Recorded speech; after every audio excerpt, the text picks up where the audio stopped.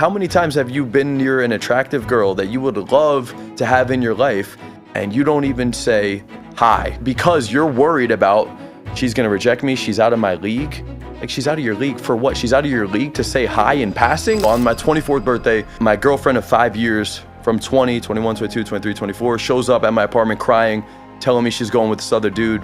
I'm devastated. Heartbreak and relationships ending, they could either be the sob story that puts you down a lane to toxicity and drugs and bad experiences, or it could be a massive opportunity to do some reflection, to sit in the pain, to heal from it properly. For someone right now that they're at the point where they're like, okay, I just want to start taking massive action. Like, I'm tired of feeling like hopeless or jaded in dating. What would you tell them? I think one of the easiest, most practical steps I've ever given to guys is that before we get into the show, I just wanted to say a huge thank you. We just reached 100,000 subscribers on the channel. It is so surreal to me that we hit this number. I started this podcast 2.5 years ago in my little sister's bedroom, recording it on a Mac webcam. So to be where we are, to get all the messages of support, the likes, the comments, the people that DM me, it means so much. So thank you, and on to the show. You told me that in the last 3 weeks, you've added over 600,000 followers to your Instagram. That's correct, bro. Yeah. Crazy. Yeah, went crazy, from 175 to I'm closing in on 800K at the time of this video. By the time they see it, I don't know where we're gonna be at. You can be $1 million by the time. That's the goal, man. That's the short-term goal for sure. Which is crazy. And so here's where I wanted to begin. When you think about the dating market and kind of social dynamics, what is it about you and your message that's resonating with people so much right now? When it comes to like men's self-development and pickup and dating, that kind of stuff? Yeah. I think there's a lot of content out there that's in a bunch of different directions. It's either these guys that come off very salesy and kind of corny and kind of like gimmicky pickup guys. And then there's also these other dudes in the market, I think, that are very extremists or red pill guys, or some people would even view them as like misogynists or whatever label you want to put it on. But I think that there's kind of just different extremes. If I look at a lot of the content out there, whether it's, because of Andrew Tate creating this ripple effect, or just, I mean, all these different things. But I feel like my lane is just being the cool, natural, confident, charismatic dude. I try not to be too technical, pickup, gamey, salesy, corny guy, and then I'm also not super on the other extreme. And I think I'm very relatable to a lot of just cool, mature men who want to improve their lives, not just dating, honestly, just to become, a high level dude. Mm-hmm. So that's kind of like what I take pride in, is just being like that kind of guy. Yeah. No, that makes sense. That makes sense. And to be honest, that's the reason that I started watching your content. Like, it didn't have this weird salesy aspect to it, and it wasn't like this kind of we hate women vibe to it. Yeah. I'm curious, like, why do you think that that's landing so well right now? Like, when because you've coached thousands of clients and all these people, like, what do they tell you is the reason why? I mean, that's really the feedback I get, is I just relate with you. I feel like you have a very real, raw, natural, genuine, authentic vibe and personality that I could relate to, because I mean, I'm not anything special. I was just a normal dude growing up. I still feel like I'm just a normal dude, honestly. And I didn't get into the business to make money. I think that's like the other part of it. I just genuinely wanted to help people. And that's probably because like my dad was my coach growing up, and he passed away at a very young age. And I think just losing him at a young age, internally, I lost like my best friend and my coach. And part of me always wanted to, I guess, fulfill that side. So I found myself just naturally wanting to coach other people. And I struggled with confidence, communication, dating growing up. I was very antisocial. I was very big into video games and smoking weed. And I was the dude growing up that just thought like you either had it or you don't, kind of a thing. And so once I dove deeper into these concepts, I became passionate about it. I made a big transformation, and then I was like, yo, I want to help other dudes like this. I found myself naturally wanting to help my friends, and actually learned very quickly that most people don't necessarily want the help unless they're actually seeking the help. So over time, I then, and I mean, there's a long story. We could get into it. I don't want to drag out this answer too much, but that's kind of like why I started, was I just genuinely wanted to help people. So I wasn't in it for the money at first. And then I think building a brand around that concept created a very healthy foundation that a lot of men could just kind of relate to. And that's kind of like what took off the channel to begin with.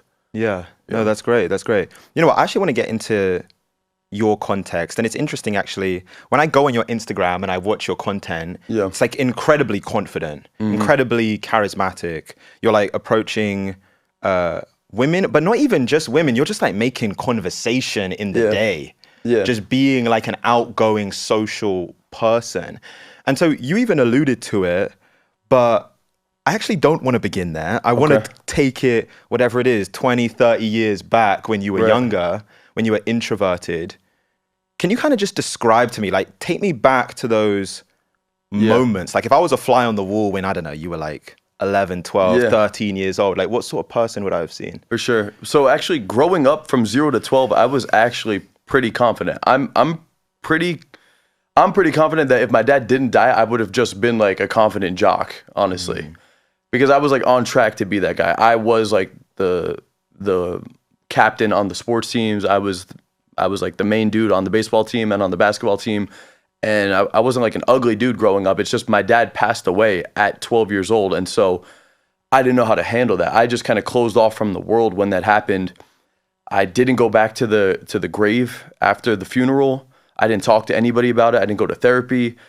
I was like almost embarrassed about it. Honestly, I was embarrassed to go back to school after everybody even knew that he passed away. I was just like thinking, what is everybody going to think about me and how they're going to judge me and this and that. And it was a tough time for me. So I just buried all of that and dove deeper into video games. I wasn't smoking weed yet. I was just playing video games. I kind of like escaped from normal reality, and I spent all my time building up this character in various different games, whether it was Call of Duty, Halo 3, and really World of Warcraft is where I became absolutely obsessed. I spent, I think, 200 plus days played on the character. Meaning like every 24 hours of the video game played is 1 day. So I don't even know how much time I spent. My character had 200 days played plus.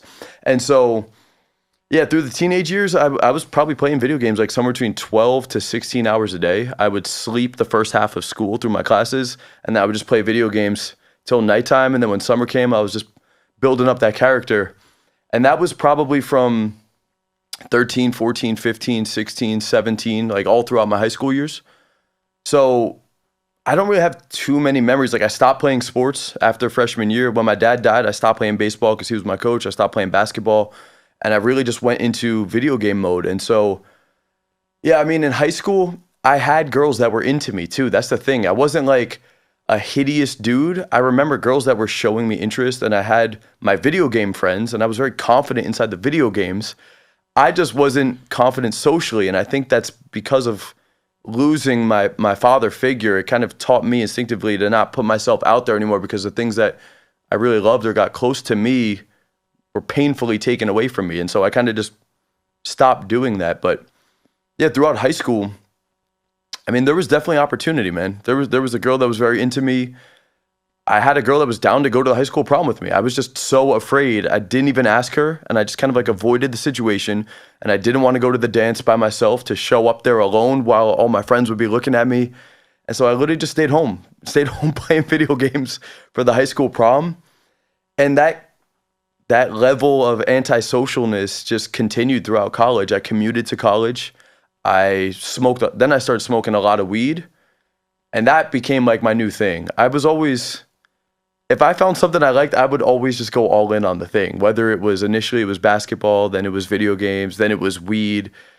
And later on in my journey, we'll get into other stuff. But that's where it took me.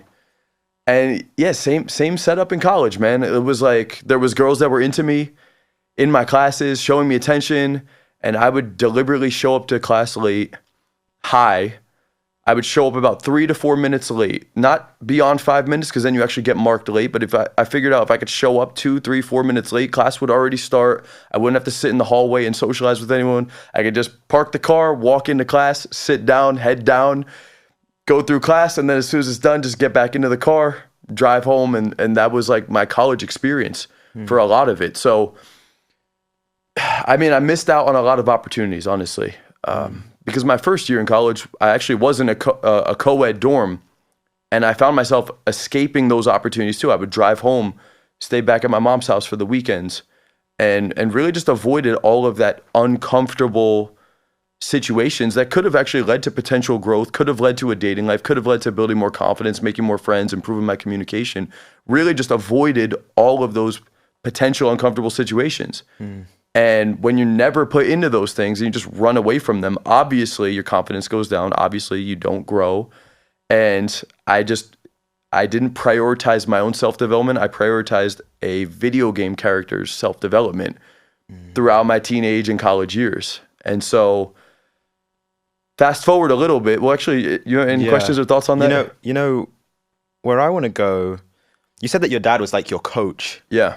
And so just explain to us like the dynamic, like why do you even say that? Like he was like your coach. Well, he actually was the head coach of all of my baseball teams, all of my basketball teams. So I would, and my soccer teams. I would play sports year round growing up with those three sports. And he was always the coach. And I was always like the star player on the team. And so we would always train outside of like games, just one-on-one. He built a basketball court in the backyard. He would practice with me, all of that stuff. And he was like my best friend and my coach, right? And I feel like that kind of role I've kind of assumed in my own teaching. I feel like a lot of the clients would feel very close to me on like a friend level, but at the same time, I still have an authoritative position in the teaching, which I think is a great place to actually be in as a mentor or a coach. But that's what I meant by my dad was like the coach and the best friend of me growing up. Yeah. You know, I can even tell the way that you speak about him. There's like a deep admiration and love there. What was it that you admired? Yeah, so it's interesting because in a lot of ways he was not the ideal father. Like he actually was an alcoholic and a drug addict, and that's actually ultimately why he passed away. But he would act like nothing was ever a problem with any of that stuff. So from the outside, as a kid, I didn't know anything was even going wrong, which actually made his death much more sudden and abrupt from my perspective because I had no idea what was going on.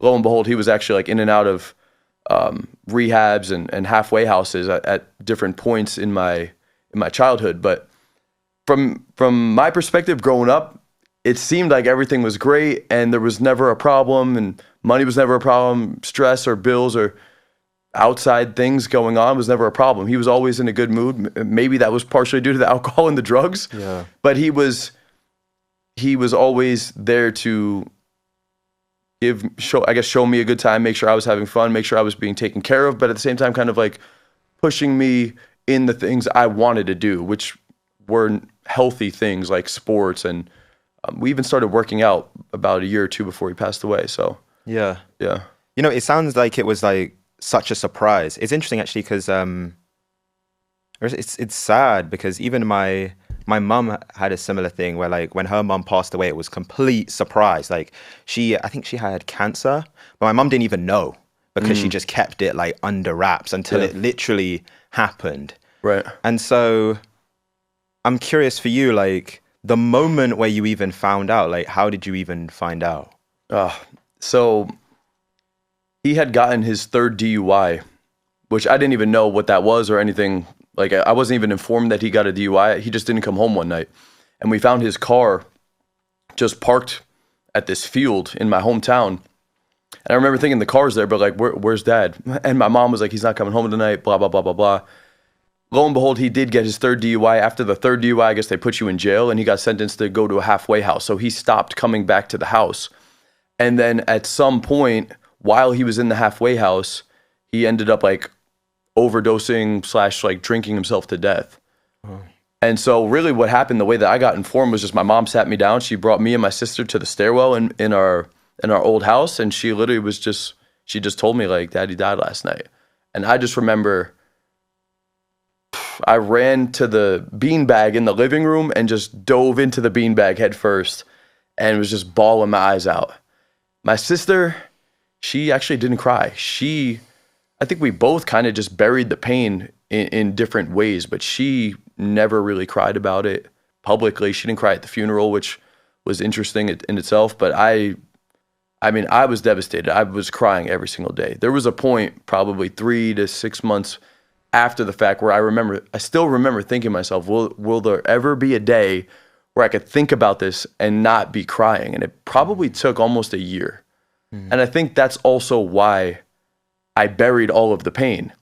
And I stopped like thinking about and stopped wanting to go to the graveyard and not go to therapy around all of it. I thought all that shit was like stupid because of the fact that I think it caused such a deep wound internally for me that as a 12-year-old boy, all I'm thinking is I want to get away from this pain. And what does that mean? I mean, for me, it's like I don't want to go back to the graveyard or talk about this stuff because I associate those things with the pain, right? And so that's ultimately how I processed it, which I mean actually turned me into a dismissive, avoidant attachment style, which is a whole nother story when it comes to long-term dating. But that's kind of like that's how all that was developed. Yeah. That's interesting. It's like the blueprint that you built in order to deal with the pain of what happened was to avoid it, was to escape. Because I couldn't for a very long time. And then over time, I kind of had to like bury it more and more and more as a means of like, that was kind of the only way. I just didn't have guidance around any other way to kind of process the pain. And my mom was always she's an amazing woman, but she always gave me the freedom to do what I want. And so she wasn't the type to force me into therapy. She wasn't the type to make me go talk to somebody about any of that stuff. She's kind of like, what do you want to do about it? And obviously I didn't want to go back to the grave. I didn't want to do any of that stuff. So yeah, I don't know if that was necessarily the best parenting for me, but God bless her for giving me the freedom to make my own decisions. Yeah. It's interesting how like habits develop, because I even think about what you mentioned, which I think is incredibly relatable, which is like, you're in school, like you mentioned the thing with like the high school prom, and like you just avoided it. Yeah. And then even when you're like in your first few years of college, it's like you had good opportunities, you had girls or like people that were interested in getting to know you, and you just avoided it. Like I'm just gonna bury myself in the game. Yep. And I'm assuming that like the actual beginnings of that was like, that's the blueprint of how you avoided dealing with things. It's like, I'm just gonna peace out. Yeah. Like I'm just out of here. Yeah. It's a recurring theme throughout my childhood into my high school, into my college years, for sure. It's just avoiding. I think a lot of people do that too, whether it's consciously or not. Like I wasn't consciously in those moments. I didn't think, oh, here's an opportunity for growth. Here's an opportunity for me to do this. Maybe I should go do this. I was very unconscious throughout my high school and college years, and obviously even before that. So from my perspective at those times, if you would have asked me, I would just say, nah, that's not for me, or I'd rather do this thing, or this thing's more fun. I wasn't even thinking like, no, it's because I'm unconfident and I'm choosing not to grow through this. And yeah, very unconscious, I guess, with that mentality at the time. And I think that's how a lot of people are when it comes to self-development and growth mindset and all that stuff. Yeah, I think you're completely correct. Yeah. I don't know the percentages, but I think like 90% of people are completely unaware of why their behavior is the way it is. Yeah. But usually there's an origin in your childhood, is what. For sure. Yeah. With every dude that I help, and even women, actually, I have female clients coming in now too, which is cool to see that the growth has, and the reach is so big now that even like women are actually joining my programs. But with pretty much everybody, they experience to some extent something going on in their upbringing or their parenting or their childhood or in school that had negative impacts on them. And based on those things, it kind of shaped them into going from childhood into young adulthood. And that's how they end up closing off or having negative self-talk or just avoiding opportunities, avoiding situations, but that really are those potential opportunities. The people that grew up with great upbringings, they were the captain of the sports team, they had a healthy family at home, very encouraging parents that kind of pushed them through those things, or if something tough happened, the parents were kind of there to reframe their brain. Those people just had the experiences that they needed to have the lane paved to be successful. And that's really all it is. I think everybody has the opportunities growing up. It's just certain situations affect certain people differently, and we are a result of those things. Yeah. No, completely true. I'm curious, what was because I think you're right. I think most people are completely unaware. Yeah. They're unaware of like why it started or like why they are the way they are. Do you remember, is there a moment, is there a story, is there an experience where like you actually became conscious? You actually became aware of like, oh, the reason why I'm like not putting myself out there or like turning up to these things or I'm burying myself in video games for 12 to 16 hours a day, it's linked to this. Yeah, so those things were revealed to my conscious in small increments throughout my 20s and even deeper parts of it in my 30s. But I think the very first time any of those things started to become uncovered was probably in my early to mid 20s when I started watching YouTube content based around male to female dynamics, confidence, social skills, pickup, and dating. And I started looking at all these things and I was like, wow, these are actually concepts and skill sets that you could actually learn to improve yourself. Like up until that point at maybe 24 years old, I had no idea that these were actually skill sets that you could work on. I was convinced you either had it or you don't. I grew up with a childhood best friend who was the most confident dude in school. He was like 6'2", tall, dark, handsome. He probably had been with like 50 women just in high school alone. And to me, you know, I knew him when we were in first grade. We didn't do anything differently like growing up. So from my perspective at the time, it's like, oh, well, he's just like the good looking, confident, tall guy that the women want. And I'm just not that guy. So I'm just not that guy. And so that was my upbringing.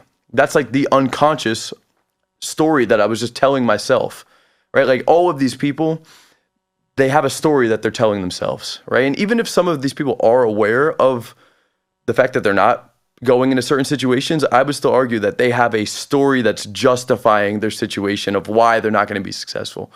And so I guess, growing up with that best friend, Justin is his name, I just had the wrong mindset. I just thought like I couldn't get better with any of these skill sets. You either got it or you don't. And so, yeah, it wasn't until I was around 24 years old I started watching this content online. I was like, wow, this is actually a skill set you could work on. And as I started learning more and more about the content, I slowly was then able to tie it back to previous experiences I had of missed opportunities in high school. And this is why I didn't go up to this girl. This is why this girl ignored me. This is why blank thing happened. Right? So it was starting to open my eyes a lot more to the reasons behind why a lot of things happened in my high school and college years. And that was extremely interesting to me. I dove deeper and deeper and deeper into those things, probably because I had so many years of pain and missed opportunity. And now that I was in my mid-20s, I'm kind of like discovering this new thing. I just wanted to dive into it a ridiculous amount. I was like obsessed. I just dove down the rabbit hole, probably too far, honestly. But that was the first point that really my awareness started to develop around social skills, confidence, understanding attraction, understanding male to female dynamics, even just networking and socializing with people in general, right? And so that was probably the first moment. And then as I went from 24 all the way up to 34 is where I'm at right now, I would say there was just different incremental chapters that have slowly brought even more awareness to each, I guess, like phase. Yeah. You know what? The thing that you mentioned is actually so important, which is like, I think for a lot of us growing up, and it's even built through the media, it's like in school, especially when it comes to like women and dating and stuff, you either got it or you don't. Yeah. And the reason I say it can be so detrimental is because if you don't have it, it almost breeds like this hopelessness. Yeah. And it's like the narrative starts to build, and you see it in the way that people communicate. They're like, oh, I'm just an introvert, or I'm just like, they'll That's give what I meant by the themselves story. That's their story. certain labels Yeah. of like, oh, I'm just this person. Yeah. And it's like, there's no hope for me to change because I'm like, this is who I am. This is the way I was built to be, and it's incorrect. And you know what? We're going to get into kind of like the practical things and like the transformation that men can make to kind of be the complete man. Yeah. But where I wanted to go, I was reading this on your website. You said, at the age of 24, my first girlfriend left me on my birthday for another guy. Yeah. It's happy life, isn't it? Yeah, man. I mean, honestly, I don't regret that ever happening because I feel like that kind of shaped me. All of these instances that we're talking about, I wouldn't change any of it at this point because I feel like these are key moments in my development that positively impacted me. So I guess just to get us up to speed from where we were, not going to the high school prom, smoking weed throughout college, eventually I reconnected with that childhood best friend after a couple years into college when I was at my lowest antisocial moment. And he was the one who was like, dude, like, I haven't seen you in like 10 years, but like, bro, like, you got to get it together, man. Like, what are you doing? I remember I was probably 21, and he was like, bro, you're at the basketball court wearing like PJs right now. It's like 5 p.m. Like, why are you wearing PJs? And he then gave me a bunch of his hand-me-down clothes, started taking me out. I was going to the gym. That was the only thing I was doing. And so I started hanging around him more. He started bringing me out to more parties. And again, he got all the women, so he was naturally the dude that was at the top of the social hierarchy.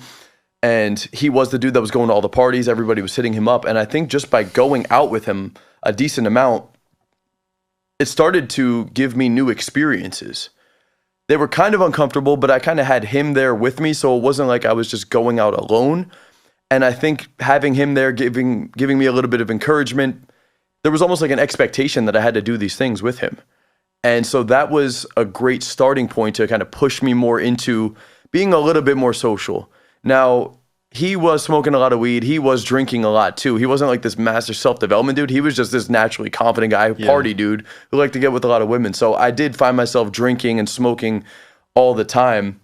But honestly, it was better than doing nothing. It was better than just sitting home, lonely, depressed, high, playing video games. So maybe it wasn't a complete transformation, but it was definitely a step in the right direction.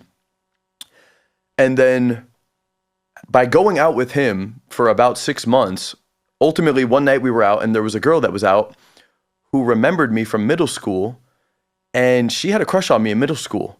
But I didn't like her at the time because she actually wasn't that attractive. Fast forward 10 years later, this girl was actually very hot, but she still had a crush on me. Yeah. But now she was like arguably out of my league. And so I was very nervous. I was intimidated, but we ended up hanging out one night at a weekend party that my friend threw. And we ended up hooking up that weekend. And we hung out every day after that. Like, we just dove straight into the first night we hung out like 28. I think she slept over 28 days in a row. I was like 21 years old, which is crazy to even think about, but she slept over 28 days in a row. Because I was at such a low point, I didn't know anything that was going on. I was like, oh my God, this girl fucking likes me and she's attractive and we're getting along. And so I just dove head first into pretty much into a relationship. Like, that happened in a matter of a couple of weeks. And initially everything was great from my perspective. We're hanging out, we're having sex. I'm with this attractive woman. I've never really I had been with maybe 2 or 3 girls for a couple of minutes on drunken party nights prior to this. So for me, all of this was brand new experiences. And so I'm having a lot of fun. All these chemicals are being released. We're hanging out a lot more. And I'm actually improving because I'm actually spending time with an attractive woman. And there's a lot to be learned just from hanging around women, honestly. I don't even think that's actually talked about that much in men's pickup and dating. Like, I think dudes just focus on trying to go out and do cold approach, but like just hanging around women and having female friends is a very big thing that can teach you a lot and make you socially, just give you a higher social IQ, just hanging around women. And so for me, having sex frequently and just hanging around a hot girl was a massive learning experience. And it was all great for the first couple months. And then I think probably after, 6 to 12 months, we're 1 year into the relationship, that's kind of when things started to get more rocky. The honeymoon phase kind of wore off. Things start to annoy you about your partner. And if you're a dude and you don't have anything going on for you outside of the relationship, and that's all you're doing all the time, aside from just weed and video games, man, you're in for a rude awakening too. That's another thing. I think dudes are trying to find their dream partner, but they don't even have their own foundation built up as a man. And that's where I was in this first relationship. Was I found a really attractive girl. I didn't have anything going for me that I could bring this woman into. I had no experience. I was kind of like, I used the girl to kind of complete me and get me out of this hell, I guess, that I technically was in. And yeah, when you do that over an extended period of time, you're just going to find, honestly, that like, if you're not leading the woman, if you don't have things going for for you, if you don't have things going for you, if you're not on your self-development journey, if you're not building something as a man, oh man, it's very hard to keep the attraction high long term and have a woman who's going to support you and follow you when you're really not growing or expanding or leading in any particular direction. And so I think over year 2, year 3 of the relationship, things started to get very rocky. We had multiple breaks. And then at some point we had this toxic cycle that I see a lot of relationships get into, which is like one person wants to break up with the other person. We have space, then the other person wants them back. And there's just this back and forth power dynamic of I want you, oh, I don't want you. Then I'm single, and it was like kind of back and forth. And then really ultimately I pushed her away further and further until she started talking to some other dude. And then I realized I couldn't actually get her back. And that's when I was like really weak, trying everything I could to get this woman back. Like I changed my whole lifestyle up to try to get her back. I remember I stopped smoking weed. Not that there's anything wrong with that, but I was doing it out of reaction to try to make her happy, to maybe convince her to come back to me. I stopped smoking weed. I was going to the church that she was going to, hoping that she would run into me at church, doing all of these things, talking to her friends at the gym, and just being weak as hell, honestly. And ultimately, we met one day on my birthday because we were kind of still talking. And I was thinking, damn, this is going to be my one opportunity. It's going to be my birthday. We're going to go out. We'll have sex. Everything will be back to like where it needs to be. And she comes to my house crying and bawling her eyes out before she even gets into my apartment or my mom's house. I remember I have a distinct memory of opening the sliding door as she's outside the door and she's already crying. And I'm starting to tear up because I kind of already know what's going on, just the way that she's showing up. And then ultimately she tells me I'm going with this other man and I'm really sorry, but I've given you so much time and like you never changed and blah, blah, blah, blah, blah. I think really what it was just I was just a super weak dude that had nothing going for me. I had no backbone. I had no confidence. And I was this soggy diaper that was just trying to get her back just so I could be back to baseline by myself, which ties back into what I was saying before about not having a foundation built up and seeking the woman to kind of complete you so you can kind of escape, right? And that's kind of where I was when I was trying to get her back. And we ended up crying. That was probably the longest I've cried other than the death of my dad. We cried together for like 5 hours until I had pulsating headache. And then eventually I came to a conclusion that was like, you actually need to go with this dude. Even though I was begging for you to come back, even if you were to come back to me right now, just knowing that you're kind of in love with this other guy and you're debating between the two of us, I can't even date you seriously right now anyway. So it was kind of a breaking point for me as well, thankfully, for her to go with this other dude. And then that's really what brought me to that point. So on my 24th birthday, my girlfriend of 5 years from 20, 21, 22, 23, 24 shows up at my apartment crying, telling me she's going with this other dude. I'm devastated, heartbroken, but at least I accept it. That's where we were at. Yeah. You know what's interesting? I think with relationships, I think a lot of the times when people get out of relationships, they'll say that they could like see the writing on the wall. Kind of like there's certain moments where it was kind of obvious, like the breadcrumbs were there. And even when you were telling the story, even though you were with her for what, like 4, 5 years, yeah, it seemed like even after the first year, in hindsight, it's kind of like clear that things weren't, like the honeymoon period was over, like things weren't going the way that they needed to. I'm curious in your mind, reflecting back on it now, what is the first moment, story, experience, like place and time where you almost started to have that feeling of like, this is actually not right. Like it was starting to go wrong.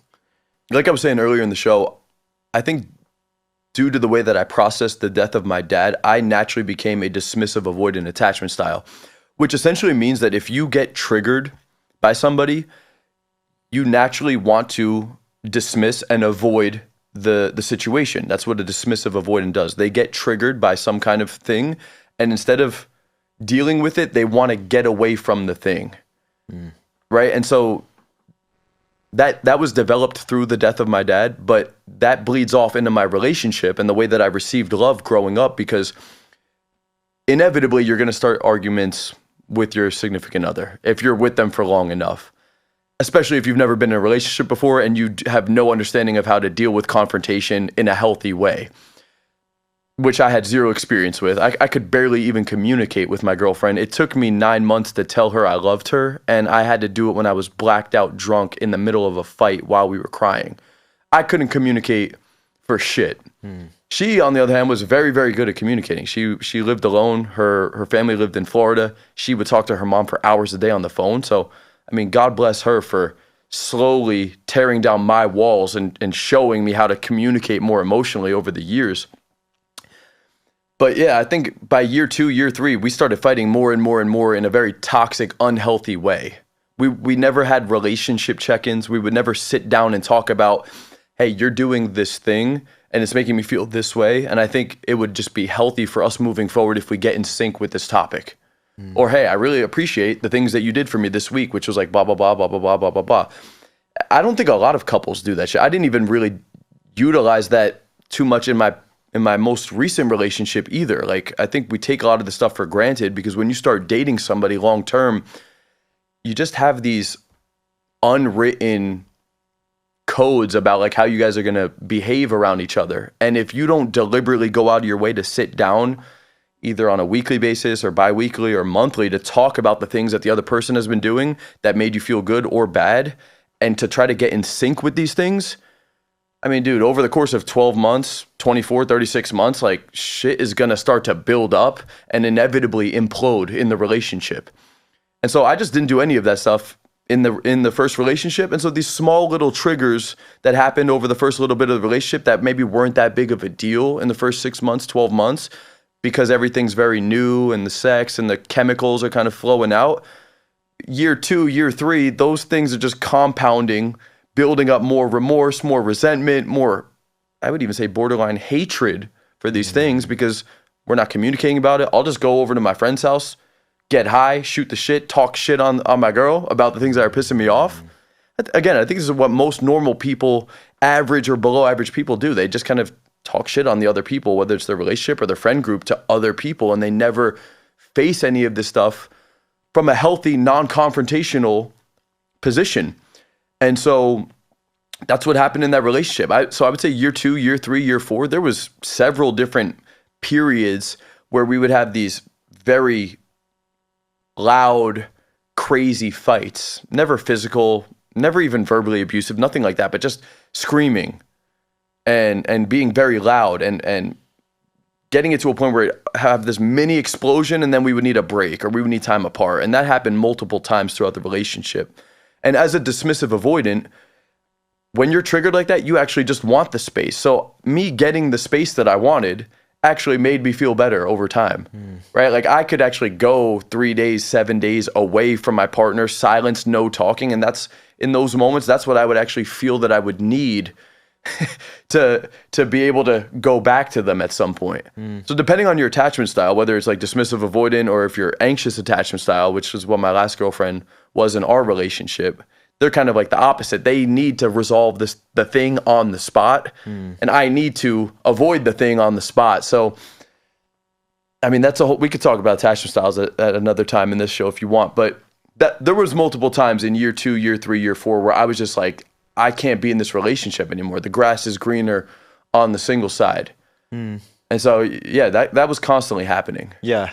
You know, I think you're right. I think there's so many people in their relationships, and maybe it's like good in their mind, but they go through these cycles which are like, and they're just escalating, right? Like each time it's getting a bit more, the distance, the break is a bit longer. It's like you're just gradually moving apart. I remember someone said this. They said after any sort of like conflict or disagreement in a relationship, you either recover from it and get 1% stronger or 1% weaker. 100%. And it's like over time, it's like for most people, it's just slowly chipping away. Yeah. Because it's not dealt with in the exactly. Right point. So it's literally a ticking time bomb about how long you could hold out and just keep taking these hits. Because you're never fixing the problem. When in reality, like you need to be able to sit down and have these conversations from the jump. Like the sooner you can have the uncomfortable conversations, or the moment that there's conflict, you could actually sit down from a non-confrontational place to just say, hey, look, this is going on, and I really like you, or I love you, and I care about the relationship, and I think it's very important that we get in sync about this thing. You need to be able to have that talk, and that's not just with your girlfriend or your wife. That's with I see this happening more and more and more over the last year in my own business, with my employees, with my coaches, with business partners, with girls I've dated, with my last girlfriend. Like, that is an absolute essential skill set I think every man needs to get really good at, is understanding his own boundaries, his own morals, what's best for him. And the moment that something is getting thrown at him, whether it's in his love life or in his business or in his social circle, whatever it is, you need to be able to address those instances and sit down and have that uncomfortable conversation with these people in a way that's not attacking them, and also in a way where you don't get triggered and explode and emotionally overreact at the person either, because it could go in either way. I think dudes will be so passive that they never talk about the thing ever, and it just kind of eats away at them. Or maybe they'll go talk shit about the person to their friends, or they'll use some other outlet to kind of like talk about it. Or maybe they don't talk about it with anybody, and it's really just eating them up inside until they just can't take it anymore. Or the opposite, which is like some of these like overly aggressive, whether it's like a macho dude or it's just kind of like a verbally abusive dude, whatever it is, the moment that thing happens, they just go over the top. They emotionally overreact too. And then the other person will typically kind of like be more passive because of how over the top they were. But that still doesn't create a healthy dynamic in both scenarios, whether you're too passive or you're over the top emotionally reactive and kind of dominating the situation. I think neither creates a healthy dynamic between either your lover or your friend or your employee. Like, I just don't think there's clear communication where there's respect in place. Right? One scenario could create fear in the other person, which could get them to obey, but I don't think that that's ideal. I want respect and admiration from my employees and from my partner. Yeah. And even from my friends. Like, I want those things. I think that's healthy. That means I'm on the right track. If they admire the qualities that I have, they respect me, they're encouraging, they don't low-key hate me and want to see me fail because of these other things that we're not addressing. Like, yeah, that's definitely not healthy. It's not easy either. I've struggled with these concepts from my first relationship to even in my last relationship. So I've had years in multiple relationships and in my business with my employees and my coaches of being triggered, emotionally overreacting, or not talking about something or not addressing the thing early on enough. And then it just builds up, and then it goes in one of two directions. Yeah.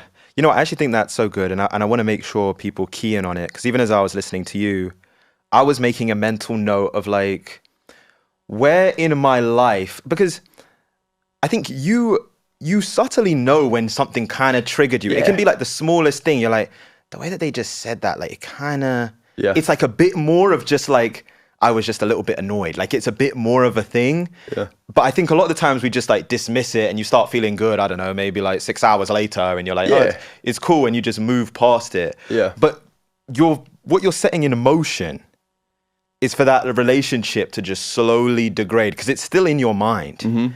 And so I think that that's actually really good. And people don't want to have that talk. They don't want to address the situation because it's a small thing that's a tolerable thing. And until it's not. They're right in a sense that one instance, that 1% moment in time is a tolerable thing.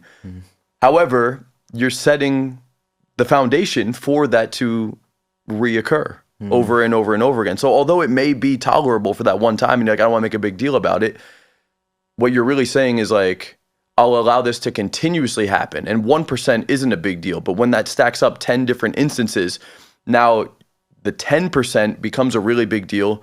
And now it's so much harder to even have the conversation too, because you have so much resentment and hatred and emotional ties into the situation. That's why I said you got to be able to put your foot down the moment the thing happens, because it's only a 1% thing then. Now it's easy to actually have a conversation around. There's no real buildup or anything like that. But if you did this thing 20 times, by the 20th time, I'm going to be like, this motherfucker, man, like I can't even take it. And then when we go to have the talk, I can't stay calm around the whole thing. I have 20 different instances of that's like triggering me. Yeah. So it's a compounding effect. It's the same thing in the relationship too. And this is why I tell a lot of dudes that like you need to go out and get dating experience, because the first time you go on a date, the first girl you start dating for those first couple months, if you've never made the mistakes, if you've never been through the situations, it's very hard to lead and set proper foundations and expectations of what you're going to be able to tolerate and what you can't tolerate, or what's going to end up blowing up 3, 6, 12 months down the road. Like if you've never been there before. And that's what happened in my first relationship. I had no idea. Lo and behold, 2 years, 3 years, 5 years into a relationship, it's very hard to then correct the thing when there's been so much time and experiences of something going on a certain way. Yeah. No, that's so important. It's so good. Okay, here's where I want to go, because I want to help that man that's watching, that is at kind of like that rock bottom level of confidence. Maybe it's a breakup in kind of the way it was for you, but just something has happened in their life and they kind of just feel like this is just not going my way. And maybe like the narrative is building on top of it. And they're like, well, this is just what it is for me. Yeah. And so I'm curious, like 24, 25, you get out of that relationship. It's a heartbreak. Even when you described like you meet with your girlfriend on your birthday, and it's like, or your ex-girlfriend, I should say, and 5 hours crying, like it sounds traumatic. What does Kyle do after that? Like, where do you go from there? Like, what happens next? I spent about a month literally just crying and being home. So I didn't like do anything first, which actually is probably a good thing too. You got to go through the pain and process the pain and heal from the pain. You don't just, like if you go through a breakup, you don't just go out partying, get drunk and try to start dating instantly, because it's like, then you're just trying to fill a void with drugs, alcohol, and lust. So thankfully I was in crippling pain to the point where I actually had to just sit home and cry, and I didn't want to do anything. I didn't want to talk to any other women without comparing them to my ex. I felt pretty hopeless, damn near in the gutter mentally, because I had no real confidence or communication skills. I was just starting to realize that these skills were things you could work on. This was right around the same time. And so I started studying this stuff religiously. I realized that, hey, these are skill sets I could work on and I can get out of this. Wherever I'm at, I'm only in this position due to all of the experiences I've had up until this point in my life.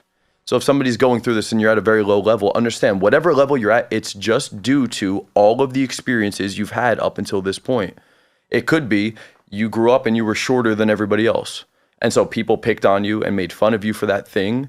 And you really dove deeper into that because you felt smaller and less significant. You naturally didn't talk as loud. You didn't hold eye contact as well. You weren't as confident with your words. You didn't feel like you could be the guy. Or some guys are like bald, or a certain ethnicity, or a certain skin color, or they grew up without supportive parents, or they got embarrassed in front of their whole school and everybody just made fun of them growing up, or they had a very bad physical feature that was embarrassing. It could be anything. It could be even a combination of these things. But whatever caused it to happen, just understand that you are the dude right now just because of all the experiences you've had up until this point. Now, that's just the reality. And the moment you can accept that, the good news is you can now go out and put yourself into the experiences needed to become whoever you want to become. Right? So it's like the first thing is just acceptance. It's acceptance of and bringing awareness to your situation, which is what we were talking about earlier. Dudes are in this BS story of why they're always going to be this way. And that's just not the case. That's why you're this guy up until today. Mm-hmm. It doesn't need to go any further into the future beyond today. Right? And it can be very hard if that's the only story that's been playing in your head for 25, 35 years. Because that's all you know. You literally just have that evidence in your brain. So when I tell somebody, hey, there's actually this other thing, they don't believe it because they haven't ever experienced that. There's no evidence for them that it could be that way. And there's all these years of conditioning going the opposite direction. So the very first thing is just coming to terms with it, accepting it, and bringing awareness to wherever I'm at. I'm here now, and that's okay. But it is on me to now take the necessary steps. And I 100% can get to whatever level I want to, despite the height disadvantage, despite the skin color or the accent or the physical disfigurement, whatever the story is, it's okay. You just need to accept that, become aware of it, and start to be more proactive. That's step 0, I would say. You know what? It's interesting what you say, because it's really the stories, like the stories we tell ourselves, that's what gets you. And you see it both ways, right? You see the guy that's like complete, and I think we've all exhibited this. Like I've done it at certain points where your confidence is kind of low and you're just like, oh, I'm an introvert, or like you're like subtly talking yourself down. Yeah. Or like, oh, I'm just not as tall as these guys. Or, oh, it's because he's better looking. Or like you kind of make these excuses. That's on the one end. On the other end, you hear the excuses of like, oh, well, I'm just too busy. I have too much going on. It's almost like I have better things to do than like my dating life is like the kind of thing. But it's both leading to the same thing, which is like making a story and a narrative about why you're not where you want to be. And so I think what you say is important, which is like that moment of acceptance is critical, because as soon as you come to that moment of acceptance, now you can make a change. Exactly. Up until that point, you're in denial. Whether it's valid or not, that's the crazy part about it, is like most of these dudes, they have valid excuses. I talk about this all the time. It's like your excuses are valid. 100%, they're valid. You did grow up short. You are fat. You do have an accent. Whatever the thing is, man. I've heard so many different things. It's a valid point, right? However, it's either you just accept that and go to live that life indefinitely, or I'm just letting you know, you can still be proactive and make the change. And it just comes down to awareness and acceptance. You know, one of the things I actually watched one of your videos and you said this. You said like you start watching this content around like dating and all of this stuff, and guys even going up and like approaching women and whatever. And you mentioned you're like, I was watching this content for 9 months and not making any approaches. Yeah. And so I'm curious, what was that specific moment in time where you hit that point of acceptance and then you actually start to take action against that point of acceptance? Like, what was your life like at that point? Like, what was happening? Yeah. So it wasn't like at the 9-month mark, I was like, today I'm making a decision to now go take action. Really, I wanted to take action at month 3, month 6. And there was numerous opportunities to. It's just every time I was faced with the situation, I just couldn't pull the trigger to take the action itself. And so I found myself over and over and over again just watching more content. And that's where self-development's kind of this weird place that you could get caught in, this loop that you could get caught in this watching self-development content, is because I would watch a video, I would learn something, and so therefore I thought I was improving because it brought more awareness, right? So self-development videos and watching content can bring awareness to things. However, like I said earlier, awareness is literally just step 0. It's not even step 1, it's step 0. So watching the videos can bring you to step 0, but it can be this sticky loop because you think you're getting better, but you're not. It's just bringing more and more awareness to the thing. So I would watch a video, I would think I would learn something, and then I would move on to the next video, and then I would learn something, I would move on to the next video, and I think I'm getting better. I'm not. I'm just becoming more aware, but my situation and my reality and my action taking is not changing at all. And so eventually, after 6 to 9 months, some of the coaches that I was watching online, one of them said, hey, we're offering a free in-person training in New York City for anybody that wants to come out. All you need to do is be able to show up in person, and we'll actually put a microphone on you and we'll have a camera on you and we'll coach you in person. And in return, we may use your content as educational content to some of our clients. And so for me, I didn't have the money at the time to actually hire coaches. And there wasn't all these communities popping up, like how they have all these school groups, and like YouTube was big, but none of this stuff was what it is today. I think today there's a lot more opportunity online for you to surround yourself with like the right environments and stuff. But there wasn't any of that back then. There was just one guy who said, if you want to come to New York, we'll put the mic on you. And so my thought was, let's do it. I can't do this alone, but I do know if I just go there, there'll be enough pressure and leverage on me that I'm going to have to do something. I'm going to have to go up and talk to somebody if the coach is there and they're going to tell me to do it. So that's what I did. I lived in Rockaway, New Jersey. I took an hour 15 bus ride on the Lakeland bus into Manhattan. And then I walked down to Chelsea and I met up with this guy and his cameraman.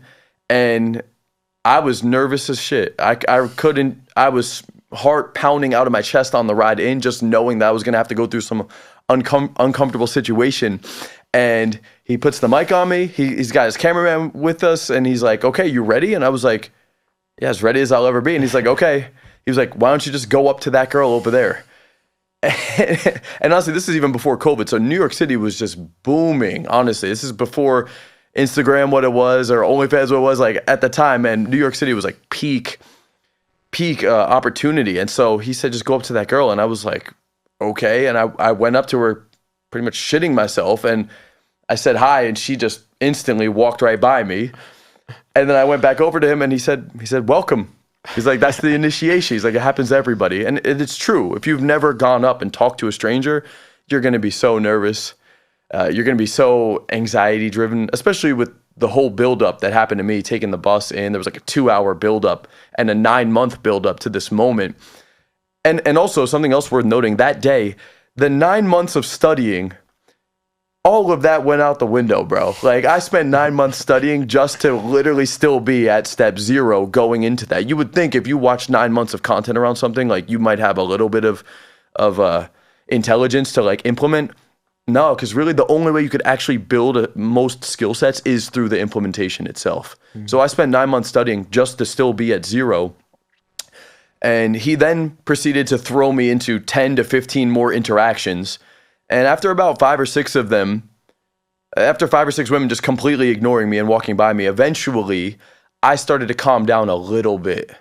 I wasn't as nervous. I was kind of like, okay, like this is okay. I can actually breathe and talk normal. Nothing bad's gonna happen when a girl walks by me. Like I'm still alive, I'm still me, I'm actually doing this.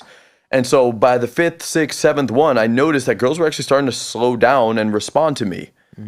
They weren't like giving me a full-blown conversation or giving me numbers or anything, but they were actually like acknowledging my presence and talking to me. And then he was like, hey dude, you gotta like smile more. Hey man, on this one, I want you to try to talk a little bit louder. Hey, on this one, I want your body language to be like this. Maybe try saying like this with this more tonality. And then by the 12th, 13th, 14th, 15th one, I was actually having full-blown conversations with women. And that all happened over the course of like an hour or 2 hours. And I was starting to get excited.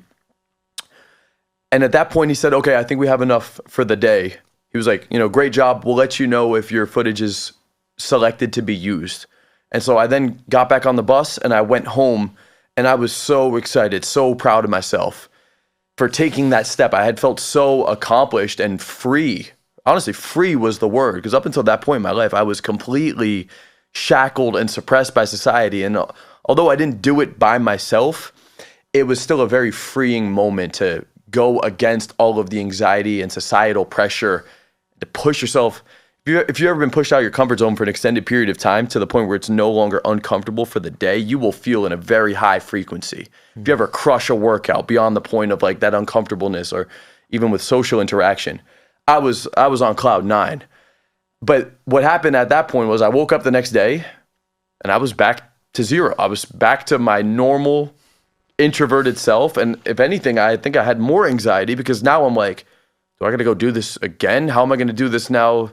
I don't have a coach. I don't have anything. And so I had that one burst day that showed me it was possible, but I still couldn't go and do it. And so I went right back into the same perpetual loop that I was in, because I still just didn't really have awareness around a lot of these concepts. So I spent another 6 months at the time studying, trying to do the thing, not really doing it.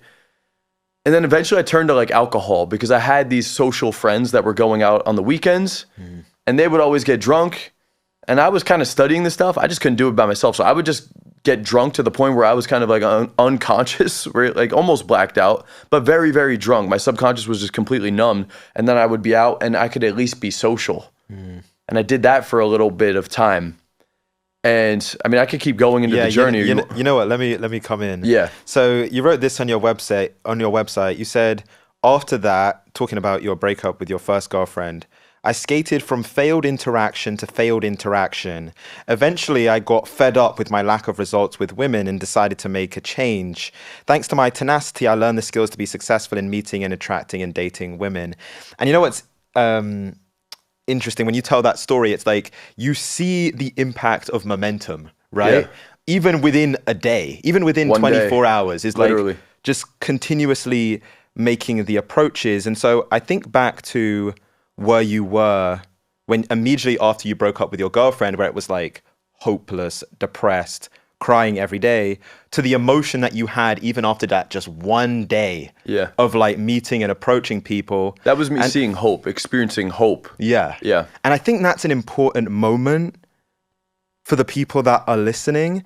And so for someone right now that they're at the point where they're like, okay, I just want to start taking massive action. Like I'm tired of feeling like hopeless or jaded in dating. And I just want to start taking action, start feeling that hope, start building that momentum. Yeah. You mentioned that step 0 is awareness. Yep. Step 1, if you kind of had to give them a blueprint, a routine that they can follow, that like, if you do this daily, you will experience some level of change that's going to start to move you in the right direction. Yeah. What would you tell them? Just in terms of social confidence, Yeah. depending on the level they're at, really what it comes down to is, and I already was kind of saying this, it's the implementation. So you need to interact with people. And dudes kind of hate to hear this, but it's like you can't build social confidence unless you're being social to some extent. And that starts with being social with people you're not already comfortable with, right? Like if I'm hanging out with just my best friend, I don't think that that's going to lead to that much social confidence outside of that one particular situation, right? Confidence is situational. So I think the best way to build social confidence is to be interacting with people that you've never met before. To me, that is the I guess the hardest. And when it comes to interacting, I guess like the closest would be, for me, the easiest was with a headset playing a video game. I could interact with people very confidently. Then a step above that would be my closest friends. Then a step above that would be my family. Then a step above that would be acquaintances that I would see, regularly at the gym or the staff, whatever it is. And then a step above that would be complete strangers that I've never seen before in these environments. And then a step above that would be complete strangers in new environments where I've never seen these people. And a step above that would be attractive women or high status people in completely new environments as well, right? So you just kind of need to evaluate where you're at. And I would tell a dude, low level, you want to just get the ball rolling, say something to 3 people in passing, keyword in passing, because guys see the hot girl or the really cool dude, and they'll start having an entire interaction play out in their head of how am I going to ask her out? What if she says this? What if she rejects me? Where am I going to take the conversation after I say this? And you start thinking 17 steps ahead and you haven't even said hi. And so you start worrying about all of these different things. You get more in your head and you don't even say anything, really. Like how many times have you been near an attractive girl that you would love to have in your life and you don't even say hi in passing, right? Because you're worried about she's going to reject me. She's out of my league. Like she's out of your league for what? She's out of your league to say hi in passing? Like, no, you're thinking she's out of your league to date. And that is step 20, dude, right? So you got to bring it back down to step 1. And I'm just doing step 1. That is almost like, I know we said awareness is step 0. This is all kind of tied into awareness and mindset, which is still, I think, part of step 0 is having a realistic expectation of what is the first step, because it's not going out and bagging the 10. If you haven't talked to anybody in passing and you can't carry a conversation with an unattractive person that's a male as well or the same sex as you, how are you going to go up to the 10 out of 10 girl and sweep her off of her feet and get a phone number that's going to go to a date? Like that is just like crazy to me. That's like stepping onto the court and doing the 360 windmill. You haven't even dribbled the basketball. Yeah. Right? So it's realistic expectation of what is step one, because this is actually how we think in every other avenue of life. If you were to try to learn to play the piano, if you were to go to the gym, if you were to try to learn any kind of skill set, you wouldn't beat yourself up for not walking into the gym and benching 315 on the first day at the gym. You wouldn't beat yourself up if you didn't walk onto the basketball court and slam dunk the first day on the court, or be able to play an amazing piano solo or guitar solo the first time touching the instrument. Like, we actually have realistic expectations when it comes to all other skill sets. If you're learning like jujitsu or Muay Thai, like we go into these skills or these arts with an expectation of this will actually take years, and I'm going to need to train this skill set or this muscle multiple times per week, and I'm going to need to have a coach, and there's going to be trial and error, and I'm going to get punched in the face, and that's how I'm going to learn. But yet, for some reason, when it comes to social skills and dating, when it comes to interacting with people, dudes have like an unrealistic expectation, and they're beating themselves down that they suck and they're a loser, that they can't go up and land the girl that they're really into. And it's like, well, why don't we treat this just like any other muscle? Because it is an art form and it is a muscle. And if you've never worked on it, and step zero, bringing awareness to where we're at and accepting that, we can now properly take step one.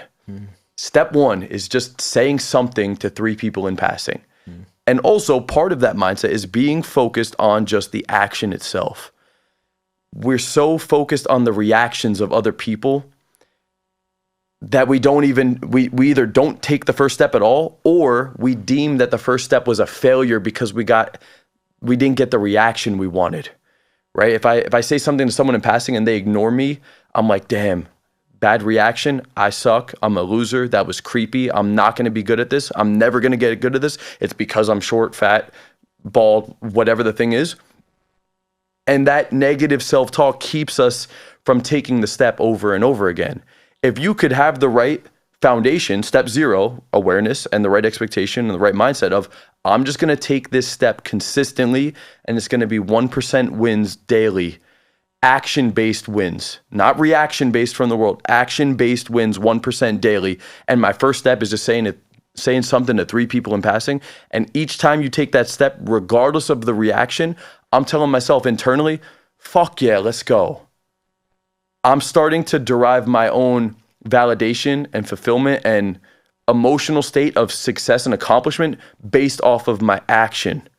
And that's the only thing that we can actually control. We can't control the reactions of other people in this world. We can only accept responsibility of our own actions on a daily basis. So step number 1, assuming that the prerequisite is mindset and awareness, step number 1 is just taking that first step socially and having the right self-talk afterwards. One more part, because so many dudes, if you've had this negative story going on for 25, 35, 45 years that you're not good at this because of blank, and that's just the way it is, the moment you get a bad reaction, it goes back to the story. It's because of blank. I'm creepy because of blank. I'm not going to be good at this because of blank.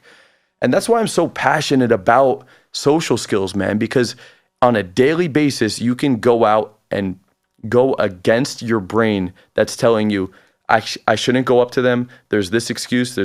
She's busy. She's on the phone. He's too cool for me. She's out of my league. And you can sit there and have awareness around those BS thoughts. And you could say, I'm just going to say something. I'm just going to give a compliment. I'm just going to give a greeting in passing. And you go out, you give that greeting. And the moment you did that, it's a fucking win. It's a fuck yeah, let's go. You could build yourself up on a daily basis to rewire your brain to have really positive self-talk. And so I know hopefully this is a very practical first step, but it is an intricate first step because that's where everybody fails with it.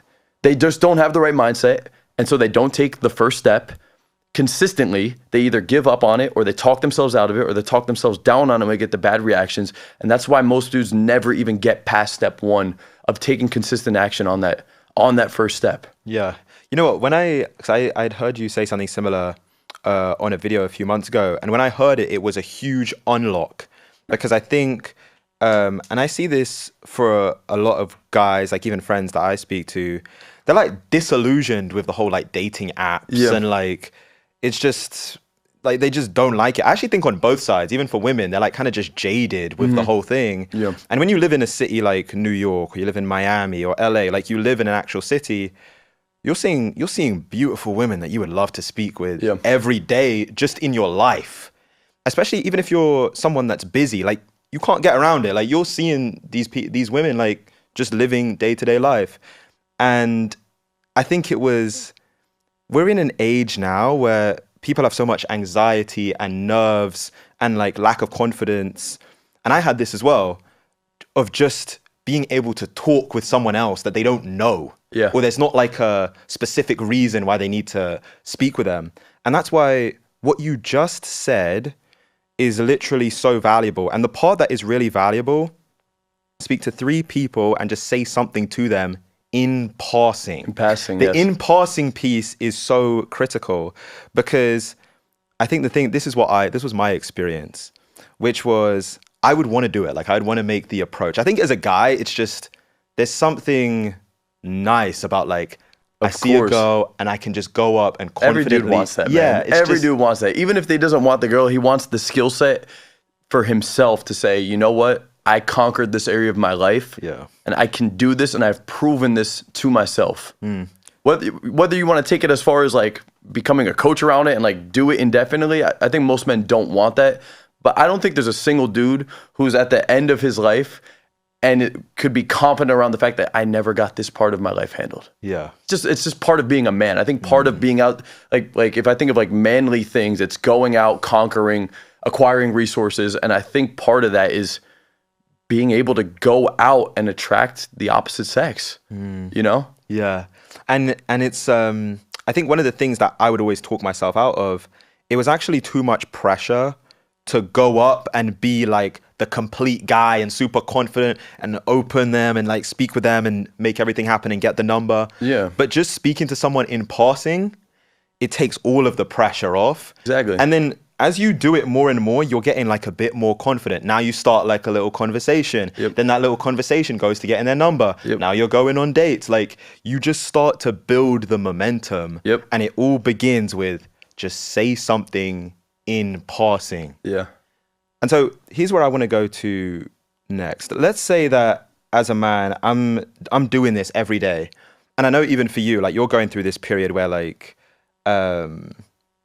you'll do it for like 100 days. So like, let's say I've been doing it for a long amount of time. Yeah. And I'm disciplined with it, and I'm starting to see like my confidence is building. Right. I'm starting to go on dates with women that I'm really attracted to. Even just when I go to like networking events or just events in my life, I'm just confident, I'm charismatic, like it's starting to build. Mm-hmm. I'm curious, like we start getting to that point of I'm actually going on dates. Mm-hmm. What are the mistakes that you see when people are going on like first dates, when guys are going on first dates? What are some of the missteps, things that they're getting wrong that first date isn't then turning into something more? Yeah, I would say generally speaking, with dudes who are trying to build their social confidence up and they get to a point now where they actually are going on dates, they're most likely not creating enough of a man-to-woman dynamic between them and the woman. Meaning they've gotten good at social interaction, but that is slightly different than creating a man-to-woman dynamic, which would be more around flirtatiousness or the idea that we could potentially be intimate partners together.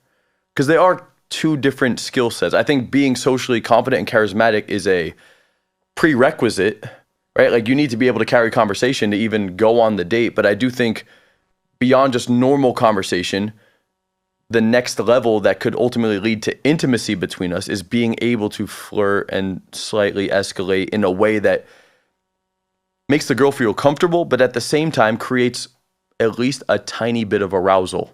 Not that it needs to be sexual by any means. Like it definitely does not need to go to sex, but I do think it needs to be ever so slightly moving in that direction, minimum, right? Otherwise, it's just a friendly talk. Without that hint of potential intimacy or at least a little bit of arousal, it will just be a friendly dynamic, and it won't progress beyond that point. And if you can't create that emotion within the woman, she will just naturally categorize you a certain way over time. As you interact with anybody, the longer you interact with them a certain way, people will start to categorize you a certain way based on the emotions that they feel and the type of conversations that they have with you. Even if I met you, and the first time you met me, I was in a business suit and I was speaking extremely formal, and all we talked about was business, and I gave you guidance around those things, you would categorize me as like the business mentor. But if I dressed super casual, I gave you no advice, and we were just shooting the shit about the Knicks and the Lakers, and you saw me kind of like fucking off all the time, like you would just think I was like, just kind of like the homie or whoever it is. So people will categorize, and this goes for anybody, not just on a date, but people will categorize other people based off of the way that the interaction goes and the emotions that they feel in those interactions, right? And I would say, generally speaking, as a dude, if you're just starting to date and you're just starting to build up enough confidence to interact with women, there is a higher level than just normal conversation, which is being able to create the right emotions of attraction and arousal. And that's going to be a slightly different skill set than just regular conversation. Yeah. Can you even, because I think to some guys, it's like, I think as men, we tend to be like more logical. And so when you even talk about like attraction and arousal, like what are like some things that guys can start to do on their dates? Just like little ways of just starting to like spice it up a little bit. Yeah, exactly. So I think one of the easiest, most practical steps I've ever given to guys is that the moment the date starts, understand that this woman already cleared out hours of her day.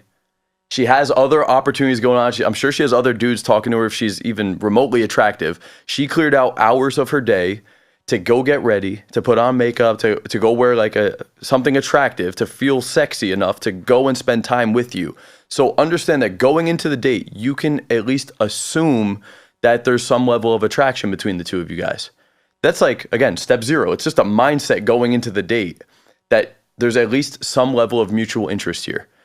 And with that, you can give yourself the entitlement to start off the date assuming that there is attraction. So what that would look like, I tell guys, is go in with a nice big smile, holding eye contact, give her a hug, a warm hug, look her in the eyes and just say, you look really cute tonight, by the way. Like, if nothing else, it's just a very simple way to break the touch barrier. And it's also setting the tone that I'm at least physically attracted to you, right? Because bringing it back to like, one of the biggest mistakes I see men making on dates is there's zero indication that this is a man to woman interaction. It's the equivalent of getting on a sales call and the guy that's running the sales call never brings up the product. You just get on the call with him and he's like, hey, what's up, man? How you doing today? And we just start talking. And I'm like, how's Brooklyn, my man? Blah, blah, blah. We start talking about the Lakers and we start talking about this. And then an hour goes by and I never asked you anything about, what are you desiring in the product? Like, what's been your previous experience with the product? Like, what qualities of the product would actually be like really important to you? Or why do you think you would be a good fit for this product? Right? Like, if there's and I never even make a sales pitch about the product ever, there's just no discussion around those things. It's like, how could you make a sale? You can't. So, and that's essentially what dudes are doing in their interactions with women. There's no confidence or communication about the idea that we could potentially be something. And that is the underlying premise of why you go on a date to begin with. It's because there's that mutual attraction. So that's like the first practical step. And I would also say to a dude, I think periodically throughout the date, there needs to be consistent spikes of that reminder that this is a man to woman interaction. It's not just I start the date like that and then we just have small talk. It's very similar to a sales call in a sense that the moment the call starts, there would be a little bit of vibing, and we would slowly go into the prospect's desires and why they want those things and what they're looking for in a product. And yes, throughout the conversation, we could get off on random topics, but a good salesman will know how to continuously bring the conversation back to the topic of the prospect in relation to the product. And that is the skill set of flirting, creating attraction, getting the girl accustomed and comfortable to your touch and to potential intimacy. And again, the skill set in itself is being able to do that in a way that's not too abrupt, not too predictable, that creates good emotions within the girl while making her feel comfortable. And she's simultaneously getting to know you. Yeah. I have this thing. I think that when we see like media or like TikTok, I think the way that like men are portrayed is like most men just want to get with like a ton of girls. I actually think like when I speak with my friends or like, I think most men actually just really want a girlfriend that would be like a great fit for them. Like, they don't want to settle. They want like a girl that is like, she would be like great in my life. Like, I'm really attracted to her. Yeah. She would be like a value add in my life as well. And so I understand that, like, I feel like a lot of the times as men, when we're going in dates, we just think about like how to impress the girl. But I'm curious, even with the clients and like the people that you work with, in terms of like signs or traits in the girl that you're like, this isn't actually the right person that I should like pursue in that way.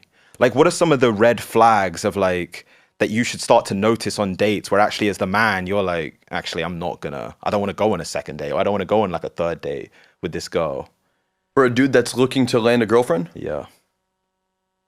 I think first he needs to have clarity on what kind of relationship he wants and what the dynamic's going to be, because there's a lot of different dudes out there. Some guys want almost like I don't know how else to phrase this, for lack of a better word, like an equal partner in terms of the woman's bringing home almost like equal amount of money she can contribute to the household financially. If he's working like a corporate 9-to-5 job, he kind of wants a girl in a similar level, with a similar degree, similar level of like intellect in terms of like his career path. And then there's other dudes that aren't necessarily on that route. And I'm not saying one's right or wrong, but then I know other dudes that are like, they just want to be the guy where like, if the girl's with them, like they got those kind of things handled. He's clearly the breadwinner. He wants the girl to kind of just play more of the supportive, nurturing role. And I think depending on what you're looking for, I would even say there's like a third one, which is like a lot of dudes, they just haven't had the experiences or the abundant dating life that they want. And they really just want to get, dates and sexual experiences. So those are like 3 different goals when it comes to their dating life. And I think each one of those warrants a different criteria of what I'm looking for in the woman on the date, right? So it really comes down to getting clarity, I think. And unfortunately, I don't think that you can really have full clarity without actively dating. I think to some extent you got to get out there and try the flavors. That doesn't necessarily mean you need to sexually try the flavors. It just means you need to interact. And it ties back to what we were saying about going out and interacting with the world to see what you like and what you don't like. You're not just going to blindly go into your first date ever and know exactly what you want, because you haven't experienced anything. It's like, how do you know what flavor ice cream you want if you've never tried the ice cream flavors? Like asking a dude who has 0 experience tasting ice cream, what flavor you like? I don't know, dude. Like, you're gonna have to try them out. That one looks appealing. That one looks appealing. I got my eye on that one, but let's at least like dabble in these to see if they are a good fit. And kind of based on that, I could make a further conclusion about exploring deeper into those potentials. So I guess just generally speaking, let's go back to your scenario though, because let's just say majority of dudes, they just want to end up in like a solid relationship, right? And he's going on a first date. It's like, what should you actually look for? I would just say, let's just assume that you are a good conversationalist. You do have a certain level of charisma. You do have your shit together. Because like most dudes don't have those things together, and then they're like looking for the things in the woman. I'm like, hold on, like we got some work to do on you first, bro. Like if you're here, don't expect to like land a girl like this. Like it just doesn't work that way. You got to really build yourself up first, in my opinion. But let's just say you are at a good level. You're confident, you're charismatic, you got your shit together to some extent. You're going on dates. What should you be looking for? I would say, like, do you actually have fun with the person? Do you actually, from a dude's perspective, I would say, I mean, this is kind of like a prerequisite, but like, is there obviously a high level of physical attraction? I think that's very important. As men, we are very logical and like physically or visual creatures. So like, is there a high level of physical attraction? And then beyond that, like, can you legitimately have fun with the girl? If I look back on my relationships, like, I can have a lot of fun with the girls that I've dated long term. And even my last relationship, like, we were friends first. Even though there was a high level of physical attraction, I just wasn't in a rush to get into a relationship. And I had enough experience with women that we were actually just friends for quite a long period of time first. I think being able to have fun, engaging, enthusiastic conversations where you could really connect with the other person, you genuinely have fun spending time with them, and the physical attraction elements in place, I think those are very important. That's like a great starting point. Obviously, there's a lot of other things. But for the first date, you don't want to, I wouldn't recommend having too big of a lens of like, does she hit this criteria, this. It's like, it's the first date, man. Like, you're not going to really know the person in entirety until you've been seeing them for an extended period of time anyway. And I think the minimum criteria to even go further than that is the physical attraction. And can we actually have fun? Is there some level of like genuine chemistry here? Yeah. You know, I'm curious when you reflect on your story, and obviously we have everything that happened with your first girlfriend. Yeah. And then you get another girlfriend after that. Yeah. 5 years later. Yeah. Yeah. And I'm assuming that was the girl that, like, she's in a lot of your content. Correct. As well. Yes. So, like, what was that point? Because even for guys that are listening to this, it's like, okay, let's say I've been in a situation where I was heartbroken and I'm starting to build the confidence back up. I'm like approaching women that I'm seeing around. I'm going to events and I'm like approaching women, like I'm starting to build that abundant dating life. I'm like going on dates. Yeah. What was the point for you personally when you were like, okay, I'm actually ready to get in another relationship, specifically with the context of like, the first one ended this traumatically? Like, how do you even know that it's like, okay, yeah, it's time? Well, I started putting myself back out into the dating market before I even felt like it really was time. I wasn't going on a lot of dates, but I was back out into these social environments, interacting with a lot of women. And so at first, when you're coming out of a heartbreak, honestly, a lot of the girls you'll interact with, you'll just naturally compare them to your ex, right? Especially if you were genuinely heartbroken and you had like a quality relationship, you might just start to compare them. And that's what I did with the first relationship. All the girls that I started talking to over the next year, none of them compared to my ex. But also understand, no one's going to really compare. You're comparing a first impression to a 4 or 5 year relationship. So like no first impression is ever going to compare to that. And that's kind of like an unhealthy frame to be looking at. It's all mindset at the end of the day. So like if you're coming out of a heartbreak, understand it's like, hey, dude, it's going to suck for a little bit in terms of like you getting a partner. I don't even recommend you try to jump into another relationship. I would just go into, I'm taking the next 6 to 12 months to look at this as an opportunity to build myself up, heal, evolve, and go to way higher levels. Because that's really what it is. Heartbreak and relationships ending, they could either be the sob story that puts you down a lane to toxicity and drugs and, you know, bad experiences, or it could be a massive opportunity to do some reflection, to sit in the pain, to heal from it properly through like not doing what I was doing at a young age of burying the pain, like actually sit back and reflect on all the things. Assume responsibility that you were the reason the relationship ended. Even if she or the other person did some bad shit, what could you have done better? Like just sit back and unbiasedly think about that for a long time, which is what I did too. I really sat and thought about all the things I did bad. Stop pointing the finger, start assuming responsibility as a person, honestly, and do reflection. Like I've been going to a therapist on a weekly basis. I do a daily reflection every single day where I'm reflecting on the previous day, the thoughts and emotions that I had and the reasons behind those things. And really putting in the work. That's the other thing too. This is the first year where I've completely removed all drugs, alcohol, nicotine.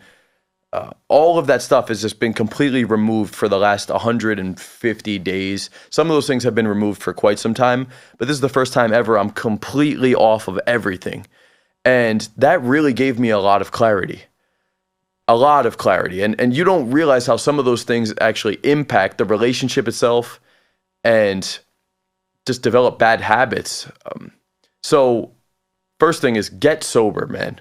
Get sober, get clarity, start doing reflection, and then you want to start putting in the work if you're coming out of a relationship. I mean, even if you're not going in a relationship, I think this is a blueprint for anybody. It's like, what are all your bad habits? What are all your vices? How can you just start to remove those things or at least chip away at those things? Get clarity, bring awareness to where you're at right now, and what are the things that we could start working on as a dude, like as a video game character. I told you I was obsessed with video game character development. I just turned my life into that. I'm the guy that's spinning on the platform with all the different attributes, and I'm just looking at those as pros and cons, strengths and weaknesses. And I was like, what do I need to do on a daily basis to crank up these attributes? As long as on the daily basis I'm moving in the right direction with those things, in 1, 2, 3, 5 years, I'm going to be a monster at these things. It's taken away all of that stuff. Every dude, every person out there, they have negative things that they're putting into their body, bad activities that they're doing on a daily basis, hanging around the wrong people. It's just shackling them, dude. And when you can just remove those things and just focus on the positive actions, you will start to rise up. So just to bring this back home, you're coming out the relationship is a little bit more specific. Get out there for the first 6 to 12 months with the headspace of like, I'm not even trying to land a girlfriend right now. I'm just trying to build up my own character from a healthy place, from a healed, healthy place that I could learn from the previous relationship. What did I do wrong? What did they do wrong? And how could I make a difference in the potential future relationship if and when that comes about? You start going out, you start interacting with people, make new friends, try new activities, and over time you'll start to interact with people. You'll start to see some girls that you're genuinely interested in, and then slowly you'll start to see things that remind you of maybe a previous thing in your relationship that wasn't a good thing, or you see things that you really do like that wasn't in your other partner. But by going out and interacting, maybe even going on light casual dates, whether or not it gets sexual, that's up to you. But getting back out there slowly, you're going to start to get a feel for like what you like and what you don't like. And I would say over the course of maybe a year, because I'm about 6 months, 7 months out of a breakup of 4 years, primarily been sober since then. Maybe a little bit post breakup, I wasn't. That's when I started to get clarity. But 6, 7 months of just going hard on all these things that we're talking about: the social confidence, the diet, the fitness, the reflection, all of these things. I think I'm legitimately at a place right now where I'd be open to dating somebody. But I think like 2 months ago, I wasn't in the right position. I wasn't in the right headspace. So I think it took me 6, 7 months of really going at it. And it may not take that long for everybody. It just kind of depends on your situation. But that's what I would start to say is like, it all ties back to your own self-development, your own routine, getting clean, getting clarity, and then taking the daily steps to go slowly into the right direction with no expectation of jumping back into something, and it'll naturally kind of find its way. Yeah. You know, actually, I want to go deeper into that because over the last like month or so, I've been watching your Instagram story. And so I've seen that you've been on this journey of like 100 days of like sober, celibate. There's like a few different things that you've been. It was waking up every day at 4 a.m. Yeah. No drugs, no alcohol, no nicotine. Going to a weekly therapy with my new therapist, which I had never done, which was something I always kind of wanted to do ever since the death of my dad and in my last relationship. Took a relationship course more based around attachment styles, which brought me more awareness of my triggers from my previous relationships and why that stuff ended.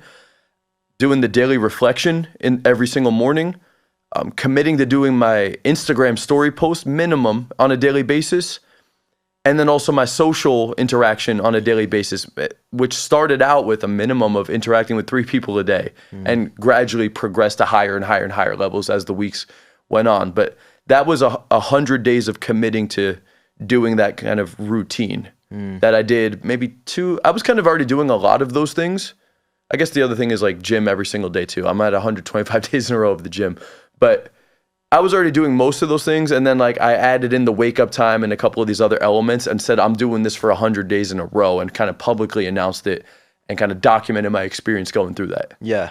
You know what I love about it? It's like, it's such a holistic blueprint. And I can just imagine that like for anyone that's in a spot where they just don't really like who they are at this moment, it's like it's really gonna kickstart it in a really practical way. I'm curious though, because I think one of the things that people struggle with when it comes to this sort of stuff is like you watch something like this, super inspired, motivated. I'm going to make the change. I'm going to do the 100 days. You can even envision the person that you're going to be on the other end, whether that's, I'm going to have an amazing girlfriend. I'm going to be in the best shape of my life. I'm going to have this incredible dating life. I'm going to be making more money, like whatever the outcome is. But then you You go to day one and you're pumped. Yeah. You're up bright and early, 4 a.m. It's still Right. dark out. Yeah. The birds haven't even started tweeting at this point. Yeah. And you're like, you're good for it though. You're Yeah. in the gym. You're Day lifting one's the weights. cool, man. Yeah. Day one's cool. Then it gets to day 2, day 3, day 4, day 5, day 6, day 7, day 8. It's becoming old. Yeah, for sure. Can you talk about the discipline part? Like, what were the difficult moments for you? Yeah, 100%. I would also say, because some dudes might watch this and just say 4 a.m. is unrealistic, and they kind of like discredit this whole thing. Everybody's wake up time is subject to change. I'm not saying you need to do my exact routine, but I do think you should push yourself to wake up earlier, at a slightly uncomfortable time. And there's a lot of benefits around that one thing because it will force you to just make yourself go to bed earlier. And just from my experience, there's not a whole lot of beneficial shit that's going on late night after hours. So you may not need to get up at 4 a.m., but you should make it a goal to wake up at a set time on a daily basis, and it should be slightly uncomfortable. Now, with that being said, back to the question. Day one, it was awesome. I woke up feeling so cool that nobody's up yet, and it was great. I was so motivational. Yeah. And even day 7 was great, honestly. I thought I was getting I had a lot of motivation around it. It was probably around day 21 or maybe even like day 40. And I would probably attribute that long of a timeline because of the fact that I felt like my self-development, my mindset was already pretty evolved. I think a dude who's like at very low levels may not be able to make it to that point before they hit the rut, or I believe the term is the valley of despair, which essentially means you start a new thing and it's exciting. You start to see like, yeah, I'm going to do this thing. I'm going to get up early and fuck the weed and the drugs, and anybody that does that's a loser. I'm this guy now, right? And so you're on the high of the decision that you made, and things are going up, but very early on. And it could be anywhere between day 2 to day 7 to day 21, or in my case, it was more like day 30, day 40. At some point, inevitably though, you get past the initial benefit of the thing, and the reality starting to sink in that, hey, like, this is just supposed to be like the way it is from now on. And it's not that fun. And it actually is hard work. And there's really not a result, not a noticeable benefit on a daily basis that's going on, right? Which is honestly the path to being successful and building true confidence, or having like a big business. Or, I mean, even you were talking about this, like you had like something like 20 or 36 months before the podcast started even really growing. So you had 30 months of like, is this going to grow, right? So yeah, initially you have that high, and then the reality kicks in of like, damn, is this how it's going to be for a long time? And that's why everything we were talking about in this talk earlier on the show is that it's like, it really comes down to step 1, having the right mindset, having the right awareness, having the right expectation going into the journey. If you have the right mindset, the right expectation, you're going to be good.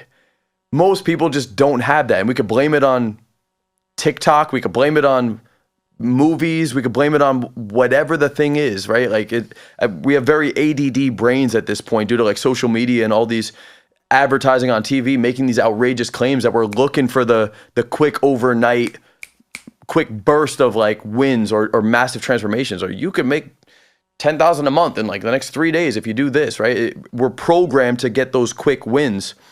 And that's just not a healthy route to go down if you're really trying to make like a true life-changing transformation, or build true confidence, or build a solid pop in business. It takes the mentality, the resilience, the mental fortitude to go through this thing of like, hey, this is going to be a slow grind. And there may be weeks, possibly even months, where I'm putting in the work and there's just not the return that society has taught me that there should be. Like if the dude goes out and says hi to 3 people and he does that for a week straight, you're going to find out very quickly. You're not just going to be Rico Suave after a week of doing that. You may even, with the wrong self-talk, you might actually find yourself lower, right? And that's that valley of despair. It's I put in work for blank amount of time and I'd have not really gotten that far. And that's where most people give up, whether it's trying to come off weed. Like I struggled with quitting weed for 6 years. I smoked weed from 17 to like 32. every day. There was a point in my journey I thought I would never get off of weed. I was fully convinced I'm just going to smoke weed for the rest of my life, and that's just like the way it is. I had that same thought with nicotine. I had the same thought with so much shit. Social skills too. There was a point in my journey I was just like, I'm not, you either got it or you don't, and I'm not that guy, or I'm never going to get past a certain point. When you have the right mindset around it though, that this is possible and I'm just focused on taking just the next step. If I could just take the next step successfully, consistently, and base my self-talk off of the action, not the reaction of the other people, not the tangible wins, and I just stay consistent and dedicated to that thing, eventually you will start to climb. And it might take weeks, it might take months. I mean, even with your podcast, it took you years, right? And even with my self-development journey, it took me years too. I didn't pop off. First 9 months, zero progress. And then another year after that of trying to be social and not really getting anything. And then another year after that of starting to interact with people, but not really getting like the dating life I wanted. But I could tell you by year 2, year 3, I had made enough of a progression that I was like, this progression that I've just had, like, you can't deny that. You can't deny that I've made this kind of progression so far, which shows me it's possible. Inevitably, if I just keep going down the timeline, I'll get to the destination. So I think it's not what you do when you're in the valley of despair, like after that burst. It's about going into the thing with the right mindset to begin with. Go in before it even starts thinking, hey, day 7, day 30, it's going to suck. Because when you go in thinking that, it's really not that bad. You set a set goal that I'm going to stick to this for this amount of days, and you make a deadline, you create urgency, you're focused on the consistency and the actionable steps. That's how you could stay positive through it. And I think dudes get lost in that. They don't focus. If I'm getting burnt out or pissed off or frustrated, it's because I'm not focused on the action. I'm focused on the reaction of other people. I didn't get the reaction I want. I didn't get the result I want. And for those reasons, I'm starting to feel frustrated or burnt out. Right? And I did, even myself, I started to feel that on around day 40. I remember thinking like, I told myself 100 days. I'm like, damn. 40 days in a row is a lot. When you're getting up at 4 a.m., dude, like I'm going to bed with the eye mask on, and it's still sunny out. And I live on the penthouse in Miami, so I'm overlooking Brickell, and the sun is still up, and there's a lot of people outside, a lot of opportunities. I had high level dudes that are like, yo, you gonna come out to dinner tonight? Blah blah blah blah blah. And I'm like, bro, I'm in bed, bro. I can't do it tonight. And I'm like, damn, is this really the thing? Even my boys and my coaches are like, yeah, 4 a.m. is not ideal. Blah blah blah blah. And honestly, maybe to some extent it's not for some people, but I do think going through that uncomfortable phase for an extended period of time and pushing yourself, that creates resilience in the character. So like, don't be afraid to go through that uncomfortable time. And it doesn't necessarily need to be 100 days. For some people, it might be 30, it might be 50, it might be 100, it might be even longer than that. Once you get to 100 days, you might find that, hey, now I can actually do this indefinitely. Right? So that's how I feel with the drugs, the alcohol. Like I think there's no going back on those things, honestly. And the further I go with it, the more the new identity's been created. But yeah, 40 days for me was the rough point. And even though it was rough, even though I was quote unquote in the valley of despair, there was never moments where I was like, am I going to give up? Am I going to stop doing it? Like that wasn't even a question. That was never a question. There's a period where it'll suck, but it's just one day at a time. It's like, well, what did I do today? Did I hit my goals? Did I do the actions?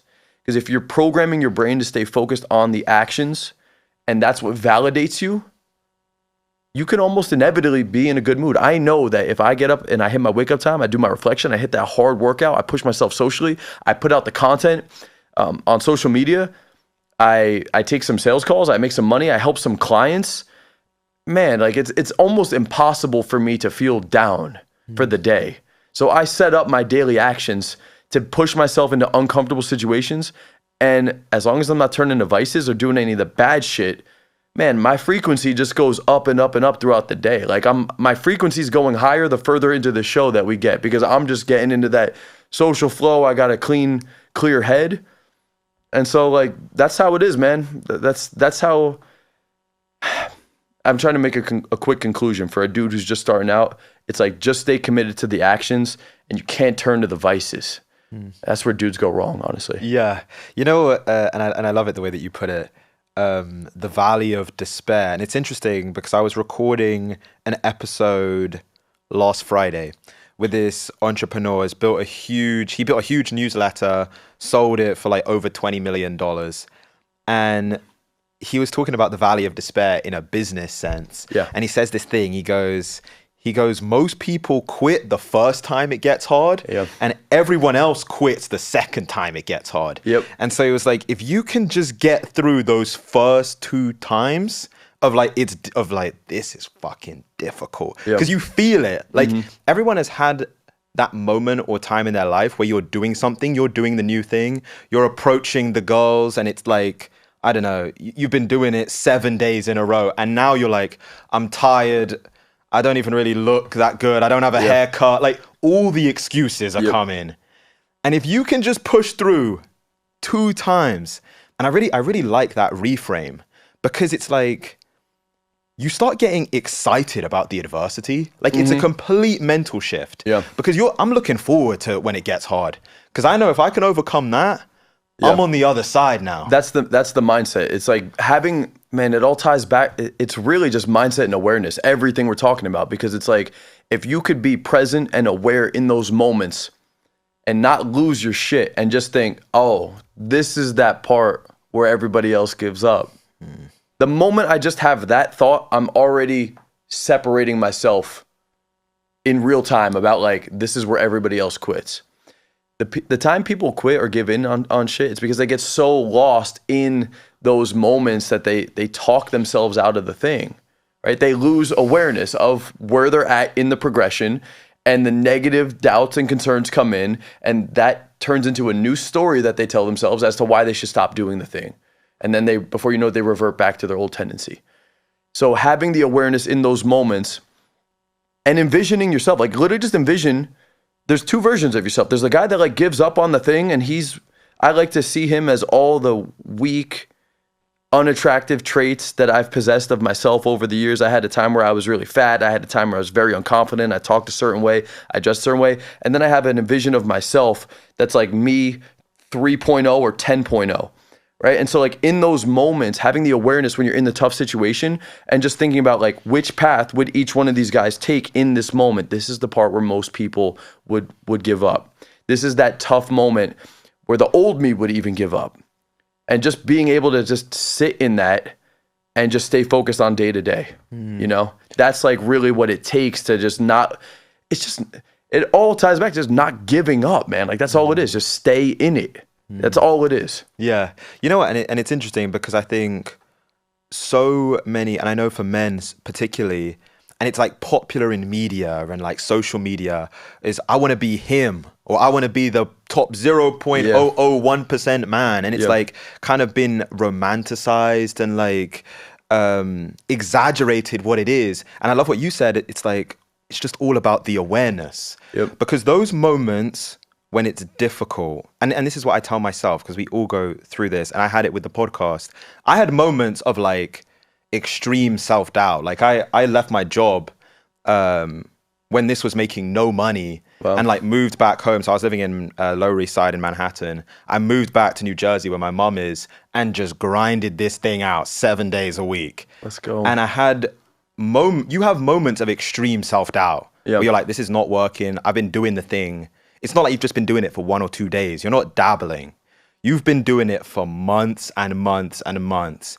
And to the external world, it's like there's no results. And so it's like, but those, I love what you said about having the awareness, because that's where you're separating. Like if you really want to talk about being like a 0.1% man or whatever, that's the moment that person is created in those daily habits, daily action, in those 100 days. Even just reframing it like that. Oh, if I want to be 0.0001% a man, this is that moment where everybody else would give up. And so if I really want to be that guy, this is the opportunity. It's just such a powerful reframe. It's like, I'm at the crossroad and it's like, oh, I want to be that guy. This is, thank God, I'm finally experiencing that moment that I would need to go down in order to inevitably become that person. And so when you could just, but again, it's tricky to have the awareness in those moments. And that's why I think having daily goals, weekly goals, and a daily reflection of where I'm at in relation to the course. Like that's very important. Otherwise, you kind of lose awareness where you're at. Like if I'm not tracking on a daily basis what my thought process was, what my goals are for the week, the reason behind those things, and like where I'm at in relation to it, it's very it's very easy to get lost on the map, you know? So yeah, the awareness is everything. You know, here's where I want to go next, because we spoke about obviously the 600,000 followers in 3 weeks, and you even mentioned that you've been doing content for years. And for people that don't know, obviously we've been speaking a lot about like dating, relationships, all of that stuff. Yeah. You run a 7-figure business. Yeah. Like you're certified in this. So I'm curious, what is like the origin of Coach Kyle? Like at what point in the journey does it go from I'm just the guy that was heartbroken who's like building up my social confidence and like building this abundant dating life to actually this brand of Coach Kyle? Like I'm going to start coaching people and all of those things. Yeah. So I think when I started studying this stuff, I just thought it was a really cool thing because I always wanted to help myself. I really wanted to get out of pain when the first relationship ended. So I started studying all of these guys online. And I just thought they were cool. Like I thought it was cool what they were doing. I felt like it was kind of like this cheat code, this hack into the matrix because I was always on the other side of it. So I thought like, man, this is like social skills and confidence and pickup and dating is like a superpower in my opinion. Like, and I genuinely think it is. Like if you tell some dude that like, hey, I could pick you up and drop you anywhere in the world right now. And if you have the skill set within a matter of a week or a couple weeks, you could go up, interact, and attract high-level dudes and high-quality women into your life that would want to spend time with you, just solely off of your confidence and your understanding of how to run interactions. Like, to me, that sounds like a superpower. I think that's, like, extremely, like, an invaluable skill set. So I was always just obsessed with learning the skill set. And then as I studied more and more of these guys, I would see some of them that would travel the world, coaching other dudes, getting paid for it in the process while still working on the skill set and building a business and a brand around the thing that I felt was like inevitable, or invaluable. And so to me, that just sounded like a no-brainer. It's like, what else do I want to do with my life? I had a criminal justice degree. I didn't want to go to law school. I almost did. I pulled out of going to law school because I was like, I'm not passionate about this. So I had a criminal justice degree. I was a private investigator for 5 years through my late 20s in New Jersey. And I was like, what am I going to do? Well, this is the thing I'm studying obsessively. And if I could make a living off of this, and I already want to help other dudes with this, and I could travel the world with this while building up a personal brand, like to me, it was just an obvious thing. And so I just wanted to start the channel initially to help people. Actually, before that, I didn't even start the channel. The first thing I did was I wanted to work for one of these companies. So I actually applied as an assistant coach. One of the coaches that helped me massively, I applied to be a coach's assistant. He brought me into the company. I started working with his team, and my only goal was to work my way up in the company. I wanted to travel the world with them, be the assistant, help them out. And I thought that way I could practice myself. I could really build myself up. I could travel the world and I could get more immersed into this thing. I started doing that for a couple months. And just doing it for a short period of time, I started to realize that the assistants that were in the company, I felt like personally I was already at a higher level than most of these dudes. So that actually gave me more confidence. By being in these environments over and over again, I started to see more about what it was and learn from them, but also it built up how I felt about myself in these environments because I had been putting in the work for years on end at this point already. It wasn't like I was brand new to this. This is me at 28, 29, and I started at like 24. And so I was watching the dudes on YouTube at this point. I had watched everybody's products. I felt like I was at a level that was similar to a lot of these dudes. And then going into this company kind of gave me confirmation. Now, ultimately, that the company ended up firing me over some BS drama that was actually out of my hands. But they fired me, and I was devastated. I remember even almost tearing up while they fired me because I remember thinking, oh, they want to talk to me? Maybe they're going to invite me to the Barcelona event that's going on. So I got on that call thinking I'm getting invited to be a potential coach. Lo and behold, they let me go on that day. And so at that point, I just made a decision. I didn't really have any other option. I was like, if I want to keep doing this, I got to start my own brand. I got to start my own channel. And I felt kind of confident enough to do it, but honestly, I didn't. I have memories of having the name Coach Kyle typed out on the YouTube channel bar, and all I had to do was hit the create button, and I couldn't click the button, which is kind of interesting. Like I had the whole thing set up right there. I just couldn't click the button. I was sitting there like, oh, but am I really a coach? Because I haven't coached anybody yet. Like, do I need some kind of like certification to do this to go to the next level? Like, what do I do? And then eventually I was like you're never gonna be ready for the next step until you take the step. So you were feeling like an imposter syndrome almost, like around starting this channel. Yeah, for sure. And then there's a certain moment that you just go all in and you go for it. Yeah, so I made the decision. I started the channel, and there was definitely imposter syndrome. Like, I even see this with a lot of dudes that I've been trying to work with. Or I've even seen this with a lot of dudes who work with me who they feel inspired to want to put out content. For anybody that's watching this, if you want to start a brand, you want to start putting out content, there's 100% going to be those moments where you're like, this isn't me. I don't know if I'm up to the level I need to be to make the brand, to put out the content, to coach other people. Whatever the thing is, you're not going to be in a position, you're not going to be ready to be the guy until you've already been acting like the guy. You can't think your way into it. You need to act your way and experience your way into really being that person. So thank God I just made the decision to just start the channel. And the one thing that I did do right at this point, because I was already 28, 29 at this point in my journey, and so I had already been doing self-development for quite some time. And that's the one thing that the social skills and like cold approach and going out and interacting with strangers really taught me was, it's a process, and you just need to have awareness, and you got to just take the 1% steps every single day. So I went into YouTube with the mindset of, I'm going to put out 100 videos over the course of the next year, and my goal is to just hit 1,000 subscribers. Like, that was actually my goal. No mentors, nobody told me to do that. I actually went in with a realistic goal. 2 videos a week. Every video I'm going to try to learn from the previous video. I'm going to slowly climb my way up, and I thought that would be so cool to just have 1,000 people subscribe to the channel. And that's what I did, man. I think by the 9-month mark, I hit 1,000 subscribers. Mm-hmm. And I was already a lot better at that point than when I had started. But I also know a lot of people that tried to do YouTube that never made it to that point. They never made it to the 1-year mark. They never went viral. They didn't hit the thing they wanted, and they were in that valley of despair. They had unrealistic goals, unrealistic expectations coming into it. And when they realized it wasn't popping off for them, they gave up. So I went in with the right mindset around the whole thing. I hit the 1,000 around 9-month mark. And then over the next 6 months is when the channel really started taking off.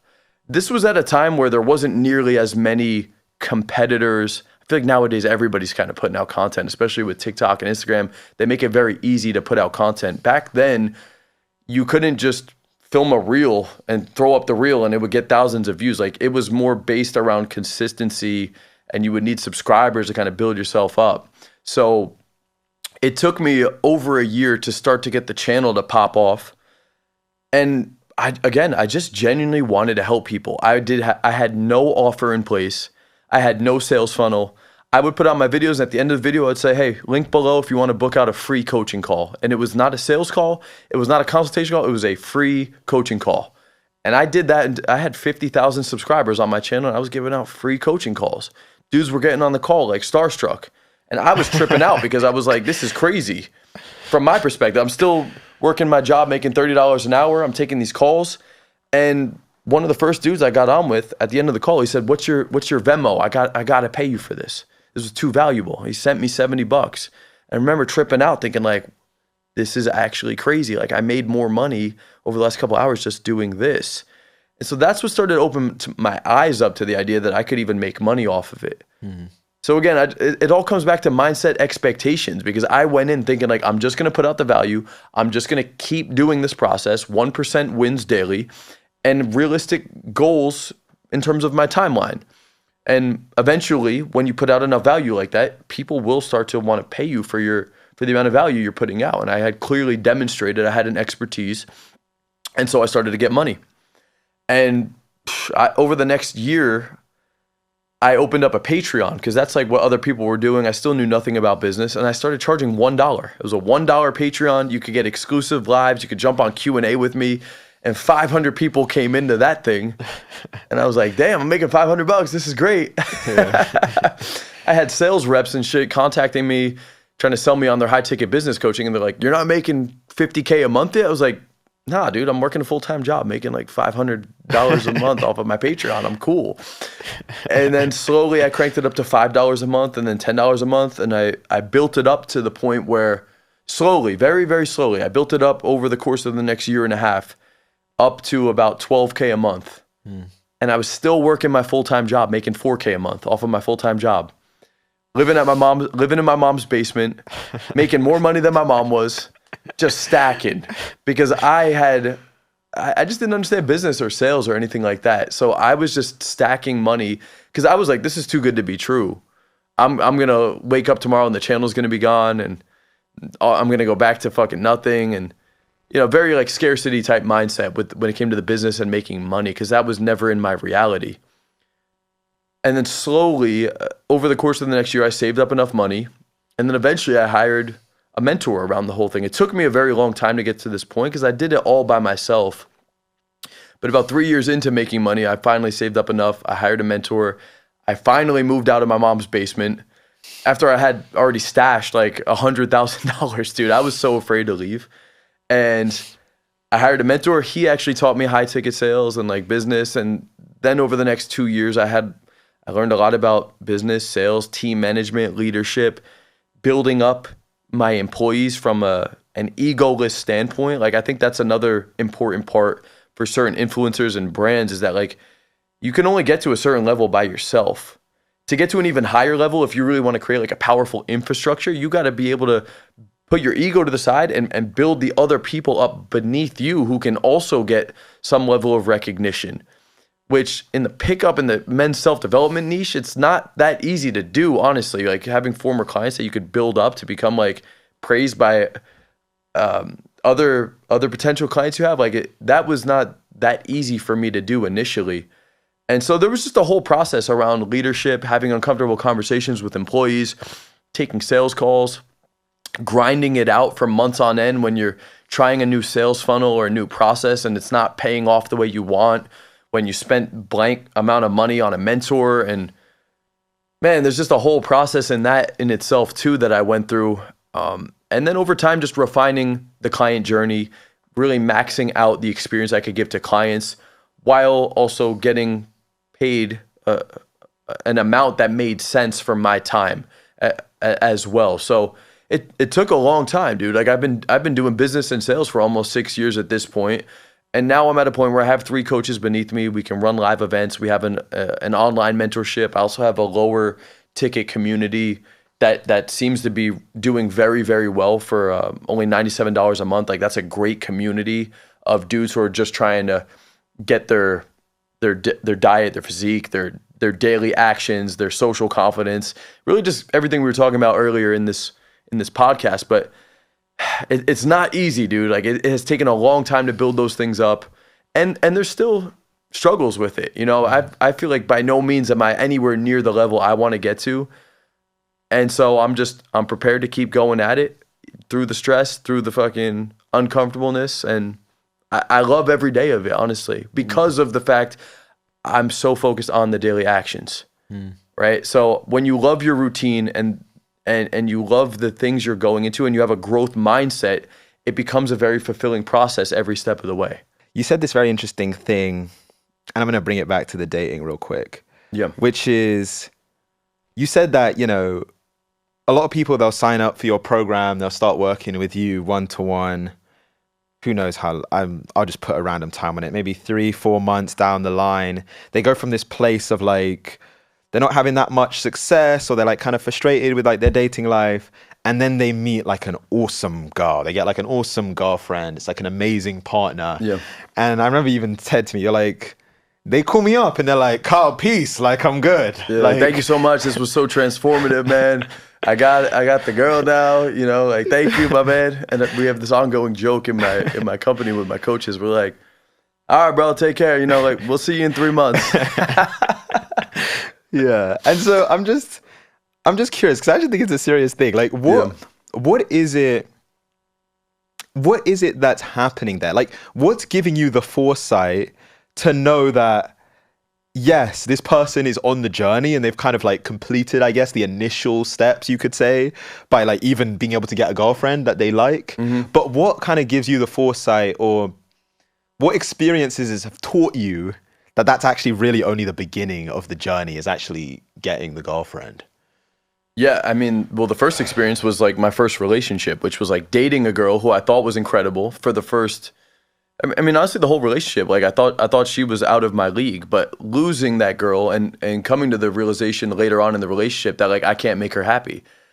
But also in hindsight, realizing I had no fulfillment externally and I wasn't building anything as a man. And so when you're not leveling up as a man consistently, like if you're not building, if you're not leveling up, if your financials aren't increasing, if you don't have a fulfilling purpose or drive towards the world, and you're not consistently optimizing yourself, how are you supposed to keep the attraction high within the relationship? Like, it's your job when you're leading the relationship as the dude to keep growing, to keep leading, to keep expanding. Now that doesn't mean I need to keep growing my brand and like then I can't give attention to my daughter or my son or my wife.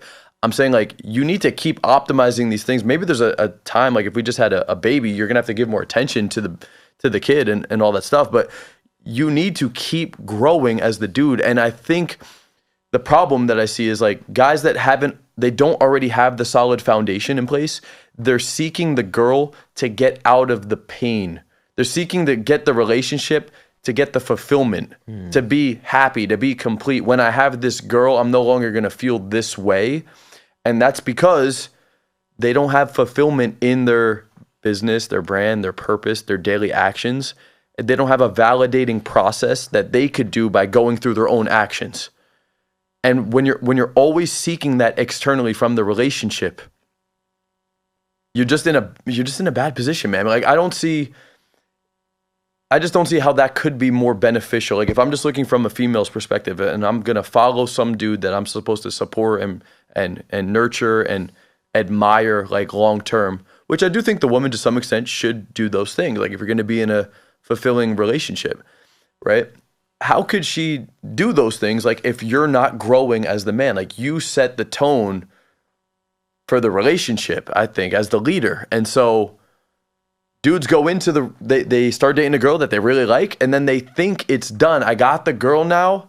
I can hang the jersey up, and like life's good. Like we're just gonna be chilling for right now, and it will be like that at least for a little bit because of the chemical release, because of the honeymoon phase, because of how great you and your partner are. I'm sure like all of that could be really well, but just understand there's different phases to dating, and the further into long-term dating we get, beyond the honeymoon phase, year 2, year 3, year 5, when the trauma actually does come out, when you need to be a confident leader, when you need to be able to have uncomfortable conversations with your woman, when you need to be able to keep the attraction high, year 3, year 5, when you've been having sex with the same girl 1,000 times, what is she attracted to if you're not working on yourself anymore? The sex will become routine, right? The woman will be attracted because you can consistently on a daily basis display to her that I am the best suitable partner for you. And you show that every day, not just in the bedroom, you show that every day by the way you interact with the world, the way you maneuver through the world, and like the control you have and the independence that you have on society, right? And that's by not being shackled to drugs, vices, bad habits. That's to consistently growing, consistently working on yourself, your physique, your finances, ideally building a business or a brand that you're passionate about. Like I'm at a place now where I don't need the relationship. I'm not saying that I don't want one, but I don't need one because of how fulfilling my daily routine is, my business, my brand, my purpose, and helping other men. That is extremely, extremely fulfilling to me. And so because of that, I feel like I'm now in a place where I've worked on myself enough. I have the emotional intelligence, the communication skills, this kind of world that I've created where if I do meet the right woman, I can kind of screen out the ones that I know wouldn't be a good fit just based off of previous dating experience, as well as understanding what I have going on. And the ones that are potentially a good fit, I can explore that further. And now I have the foundation to bring the girl into this world. I have a kingdom that I've created where she could actually come in and be the queen. And I don't mean like some toxic thing like I'm the king, you're just the queen. I mean like the queen plays an essential role in the kingdom, I think. And when you pick the wrong queen or you don't have the right foundation set up, like that could be detrimental to a kingdom as well. So there's a lot that goes into it, dude. And as a man, again, you just gotta, in my opinion, as a dude, long-term dating, you gotta be on top of your shit. You gotta keep building and live a fulfilling life outside of just the relationship. Yeah, you know what? I want to take it a bit deeper because I think we've all experienced that friend who maybe they start working on themselves, right? They're like going to the gym. They're like slowly going up. You're like, wow, this is like, they're starting to have a transformation. Yeah. And then maybe they meet a girl, they really like her, they get in a relationship, all good. And then all of a sudden it's like, you don't see them anymore. Yeah. They're like, the gym routine is gone. They're now like watching Netflix and getting like slightly overweight. Like you start to see these, it's like there's like this pivot once they get in the relationship. And so I'm just curious for you, because you've obviously, I'm sure at this point you probably worked with like thousands of guys, to be honest. What are some of those like telltale signs that if I'm a guy listening and maybe I'm even in the relationship of like certain behaviors that start to show that you're kind of, because really what you're getting at, you kind of lose the thing that the reason why the girl liked you in the first place. Yeah. So like, what are the telltale signs of like things, behaviors that you see or hear from guys that they started doing it and then the relationship started to degrade a bit? I mean, one of the biggest things is like just not dating the girl, but just kind of chilling with the girl. Like you kind of just said it. It's like you stop going to the gym so much, but it's not even like you're going on dates with your girl. You're just chilling. I mean, I even did this too. Like I've fallen victim to this. I don't think any dude could be successful with this if he hasn't gone through it. This is what we were talking about earlier. It's like you got to go down the path and get derailed and then come back to it to realize like I fucked up. And then you could actually go back into the simulation with the awareness now of I've been down this path before, I've kind of fallen victim to this thing, and now moving forward I could actually have the awareness that I need to properly navigate this thing. And so because if not, you're inevitably going to make the mistake. And that's also why I feel like you need to have some kind of lane built up for yourself as a man that's fulfilling outside of the relationship, because that's extra incentive and leverage and attention and even pressure to keep you on point.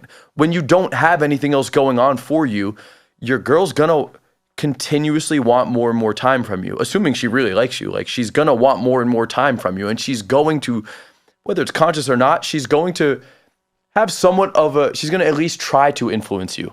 I think she almost needs to do that just for her own sake, biologically, to get clarity that as the leader, you can still guide this thing. You're not overly influenced by the woman. Like she wants a dude that, not that she wants a dude that's gonna put her in a place on some abusive shit, but she wants a dude that he can be the rock.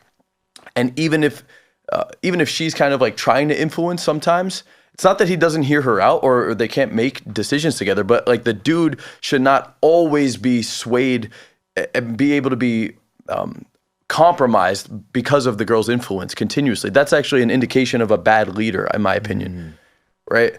And we're starting to get into these areas where it's like I could see there's a lot of like toxic masculinity around some of these things. Yeah. But I do think there's a healthy place where you could still lead the relationship properly and still give your girl all the love and attention and affection she needs, but you can also not be overly influenced by certain decisions, right? It was good what you were saying, and I think it's like it's an important distinction that you make when you talk about like even the toxic masculinity stuff coming into it. Yeah. Because it's not about like, at least in my mind, it's not about like displaying dominance over someone or like this weird manipulative thing or just being like stubborn. Like, oh, because my girl said it, I'm not doing it. Right. It's it's just kind of knowing who you are and like knowing what gets you in the spot and like puts you in you're just the highest version of yourself, and staying consistent to that. But to your point, it's so difficult because I think as guys, we do a lot of things for like the validation of women. Yeah. And that's why you got to go through it, man. Like, I don't see how you could have a high level of awareness around these concepts if you haven't been through it. Because the first time it happens, even second, third time it happens, like, how else could you have awareness unless you've gone through it and you've been derailed from it and then you come back to it? That's what creates the awareness, in my opinion.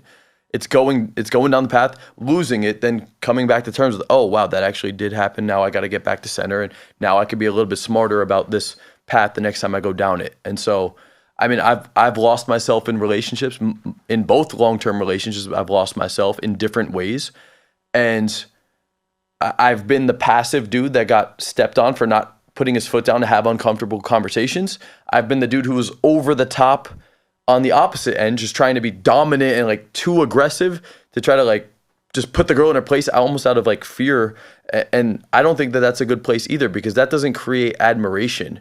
Maybe she'll respect you like almost like out of fear if she's like has kind of a weak mentality, which is like what some of these maybe red pill dudes could do. Like, they're very dominant, they're very powerful, and they find like very like weak girl that they could just overpower and they kind of keep her there almost out of like fear, or there's just like this massive value proposition that kind of keeps the girl there.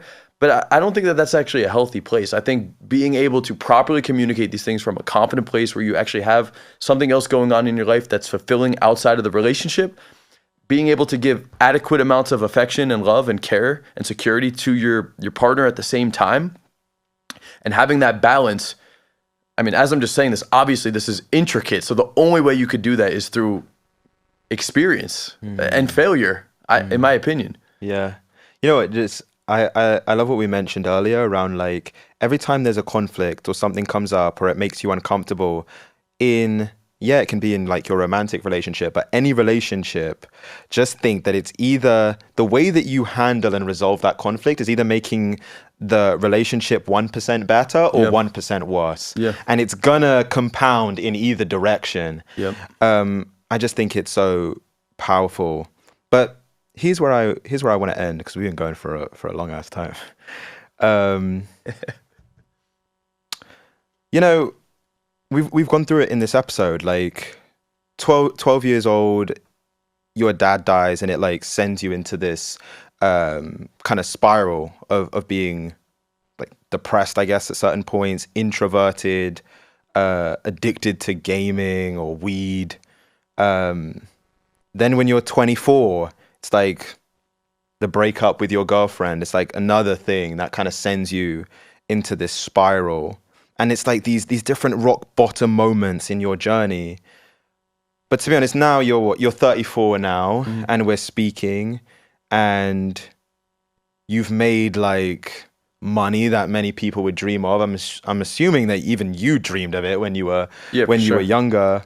You have a dating life and like skills that are valuable to you. You have like the social confidence and charisma. And so I'm just curious if there was a conversation between the 34-year-old version of Kyle that's sitting here and that 24-year-old kid that just had that 5-hour breakup with his girlfriend and then was really upset about it. I'm just curious what you would tell him. If you had to tell him one thing, what would you say? To boil that down into one thing, it's pretty tricky. I think it ties back to what I was saying earlier in this show at some point, which is the idea of like, for everybody watching, no matter where you are at right now, I don't care if you're at the lowest of lows. Like, even in my own journey, like I felt like at 24, I was at a very low point. I was literally slightly chubby, smoking weed every single day and night. Like I was more high than I was sober. And I was working a pizza delivery job, making $15 an hour cash, living in my mom's basement, commuting to college, not talking to a single soul. That's kind of where I was at 24. And then I was literally heartbroken at that point. Now, whether you're at a higher point than that or a lower point than that, it doesn't matter. You just need to accept where you're at and assume the responsibility of, hey, we're here now. Whatever happened, it is what it is. But the good news is that no matter what, it's on us moving forward. Like, and anything is possible. You could literally become whoever you want. I don't care if you're watching this and you're 45 years old, or if you're like 17 and you're watching this. It really doesn't matter. Whatever the starting point is, it's literally today. And then starting tomorrow, whatever actions you do on a daily basis will sculpt the character for the future. That's honestly what it is. And so like the moment you can just accept responsibility and stop telling yourself the BS story, because if you're watching this, you have some story, and maybe some of it's even valid. Some of it's true. Doesn't matter the point you're at. You just need to accept that, hey, this was a story. I'm at this point, and then moving forward, my daily actions and my routine will dictate the character that I become. And it's going to be a slow process. There's going to be a valley of despair. It's going to be uncomfortable. I'm going to have to sacrifice a lot of different things. I may have to give up certain fun things or bad habits or people even. I have to sacrifice the old identity even or actions to become this new dude. But if I could just put my head down and do that and stay focused on the 1% actions on a daily basis, even when there's no positive benefit coming out of it for maybe weeks or months on end, years might even go by without me actually seeing the thing that I want to accomplish. As long as I stay consistent with that, I will inevitably hit the goal. Inevitably.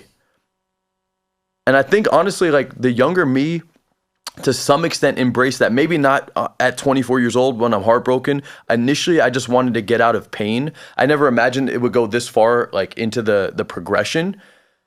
I just wanted to get out of pain. I just wanted to take one step higher, honestly, just to get out of the pain. But by doing that one step and showing myself I could go from here to here, I learned that process of going from wherever I was at to one step higher than that. And once I got out of the pain, I was like, hey, that was possible. I could do this step again. And I could do this step again. And by the time I made 2-3 steps, I showed myself, man, over the last year, over the last 6, 12, whatever months, I was able to go through this process despite how I was feeling and make a transformation. And with each step forward, you kind of show yourself the evidence you need that you could go to an even higher level. So if you're in it right now, you don't need to become 0.00001% of man. You just need to go one step higher. And with every step higher, you show yourself a new reality and a higher potential you could become, man. Yeah.